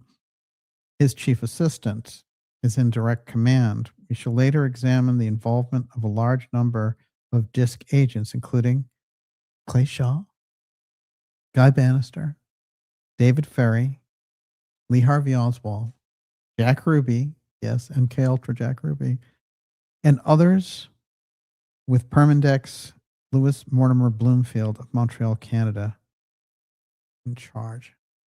Amazing. And I'll tell you why, because DISC is the organization that manages the UFO file and the agents that they're listing here in 1970, including Shaw, who Jim Garrison charged with the crime of killing John Kennedy, Guy Bannister, who ran the UFO file for the FBI, David Ferry, who indoctrinated Lee Harvey Oswald into the intelligence agencies, and there are photos and everything else of them together, and Oswald himself, along with Ruby. So how deep do the tentacles of deep state aerospace go? Very, very deep, it would seem. And with that, Miss Olivia, your last question of the evening. Well, I just want you to address this again. Jessica Rodriguez is very suspicious of the missing general's wife when she said he might have been abducted by a UFO. And can we circle back around to that? Well, I'll tell you, I've actually got something of McCaslin here. The McCaslin story is clearly one of the most disturbing pieces of the whole thing, including the fact that his assistant, Monica Reza, disappeared 6 months before he did, carrying the patent of Mondaloy. And Mondaloy being the Roswell memory metal, redesigned, redeveloped, and patented. And then it becoming literally the beating heart of our entire space program, because it could withstand the heat. And so we didn't have to beg Russia for space launches anymore come 2012 or whatever, because we were doing Mondaloy. Mondaloy is being sidelined now because they say, well, without the actual inventor, we're not able to use it. Gonna have to explain that one. But I think some of these last pictures of McCaslin, we get a sense that that meeting with Space Force that his assistant said didn't go very well and left him shaken up. It was the night before he disappeared. And then that morning, he gets up, he's getting ready, and there's a guy there putting in solar panels, and he gets into an argument with him. He was a very cool, collected character and known for being nice and all the rest of it. But something has set him off and on edge. And certainly the disappearance of his partner in the UFO file, Monica Reza, is probably part of that. But I honestly feel that the pattern that he took upon himself, which was to leave the phone behind, and how we see many of the victims or the missing scientists, they'll either leave their phones behind intentionally or they'll wipe them out. The pattern is very clear. They leave without anything so that they can't be tracked, and they're instructed to go to a particular place and they are grabbed. in some cases, they turn up dead later, like Melissa Cassios, who, they searched the whole area. They couldn't find her. A year later, they find her skeleton leaning against a tree. They're like, oh, yeah, there was a gun close by. Maybe she committed suicide. They left that as the headline for a while. The autopsy comes back. No, there's no gunshot wound. So, that whole fantasy that they played out there as a headline doesn't fly. Cassios, Reza, and General McCaslin formed the team that was eliminated, that was handling very, very deep things in relation to the UFO file. The problem that they've done with Cassios is, trying to make her sound like an administrative assistant and all the rest. When you're dealing, her clearance was the highest clearance in Los Alamos. So she was transporting the handling of materials back and forth between these people. And she was on a mission when she was grabbed. So in terms of McCaslin's wife, her comments were odd, but we don't know her personality, and she's a person who's grieving the loss of her missing husband. So, what can you say about that? What I would say is the absolute lack of emphasis by law enforcement and by the Congress and these other groups about a high-ranking general who we know was high in the FBI, as far as, the research that he was doing on the UFO file, that he was a high-risk target in the FBI's files. They knew all about that. And there's a protocol for dealing with generals who are in that position. So none of this adds up or makes sense. And also that the fact that Congress is, sitting on their backsides on this tells you a lot.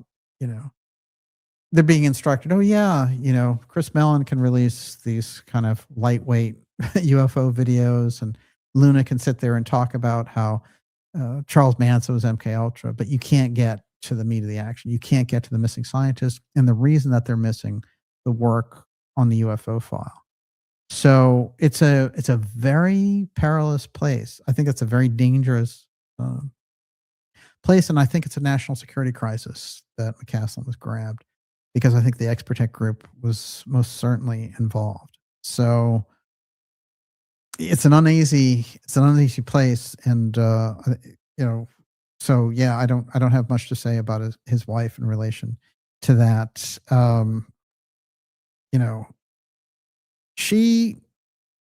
It's very interesting because they try to immediately suggest that she was saying, oh no, like he wasn't grabbed over that UFO stuff, or he didn't disappear over that. His assistant, the one he had dinner with the night before he went missing, when they met with Space Force, and Space Force freaked him out. When the police came, if you look at that body cam, and I've run it on my X account, Dark Journalist, if you watch that, you can see her say, oh yeah, he was in charge of all the UFO file parts, because they asked her, was he working on secret work? Yeah. Oh yeah, he was working on the UFO file. I mean, that's their answer. That's the assistant. I mean, McCaslin, what more proof do you need? The letters between Podesta and DeLong, all that establish him as being in charge of the UFO file at Wright-Patterson. Come on. So the guy's been grabbed. Either X-Protect or a foreign country did it. My bet is on X-Protect. And that's why the cover-up is ensuing ever after. So, if you see Burleson saying, oh, UFOs are demons, tell him to shut up and ask him where the missing scientists are. That would be my suggestion. Tell him politely, though. Everyone, it's been fantastic to be here with you tonight. Miss Livia, your super chats. Okay, hang on. Let me get them. Great questions tonight, a cult fan official, Jono Red Star, Harry Zeri, Rich Hall, Perry Didiascu. Okay, let me try this again. Perry Didascalou. Chris Sevenbrook, Debbie McAdoo, Mr. Hinky, Erica Swenson Elliott, Helena Wilcox, Eurythmy is Fun, Durbin Downey, And Mermaid Moxie, thank you so much for your generous super chats. Wow, fantastic. And to all our supporters, thank you for your support. We couldn't do what we do without you. Of course, that's Blue Gemini. And let's not forget Junior. I think Junior, something in the story of Junior to have us all, gives us all a little bit of extra insight into what's going on there. And did I show this one? Oh yeah, I showed this already. One more though. Oh, that's General McCasland. Yeah, the general is missing. That's a fact. Let's do a couple of shout outs here for everyone. Thank you. Who we got? Eurythmy is fun. Thank you, Eurythmy. Blue beam is coming, they say. Yeah. Underway. And there's a little bit of blue in the air. A little bit of blue magic. Let's write down your dreams. I like that. Ivan Langley's got it. You got it. Remember, the dreams are your mirror. Jessica Rodriguez, definitely feels like time is being messed with. I have noticed it. Absolutely. I agree 100%. David Donaway. Who else we got out there? Oh, let's see. Thanks, DJ and Olivia. Old dirt. Gotta love it. I like that. Yeah, someone says, you tell him to shut up, that Burleson thing. That's it. It's like, shut up about the skiff and just show us where the missing scientists are. Thank you very much. They're like, those aliens are demons. I know it. Yes, JD Vance. Look, everywhere you look, there's a demon. Look, Peter Thiel, it's a demon. Breakaway pirate civilization. Aha. Now you're talking. That sounds like a ride at Disneyland or something. Breakaway pirates. Okay. He may be underground. He wants to live underground. Indeed. Unfortunately, I think the general's no longer with us. Hate to say it, but yeah.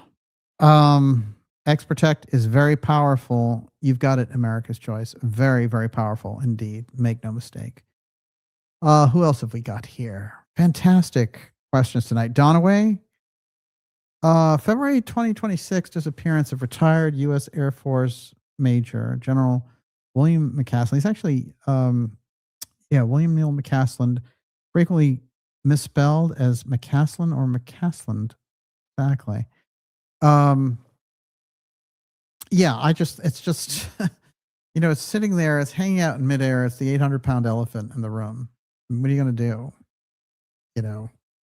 They're like, we're going to run a 1977 MK Ultra congressional hearing. Fine, but give us the real deal, please, for 2026. Okay.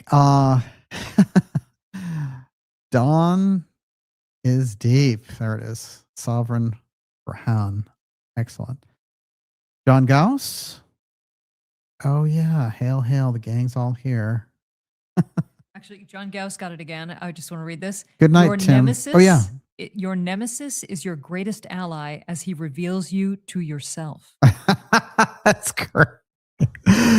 Thanks again. Friday evening is golden. CC Sunglasses is out there. I know Kate's out there. Great to see you. Sun Hero. Hearty good night. Thank you, Sun Hero. 11. Fantastic group out there tonight. Wow. Unbelievable. We will be back with you next week, and it's going to get mysterious. It's going to get very, very mysterious indeed. And make sure to have a fantastic, fantastic weekend. And it says end broadcast, but I'm going to tell you this. Never really ends. Never really ends. Fantastic. Miss Olivia, bravo. Excellent job. We will see you all next week. And, never let it be forgot. Once there was a Camelot, and there can be again. After all, you still got Bobby in there. Thank you, everyone. Have a fantastic night. God bless everybody. See you next week.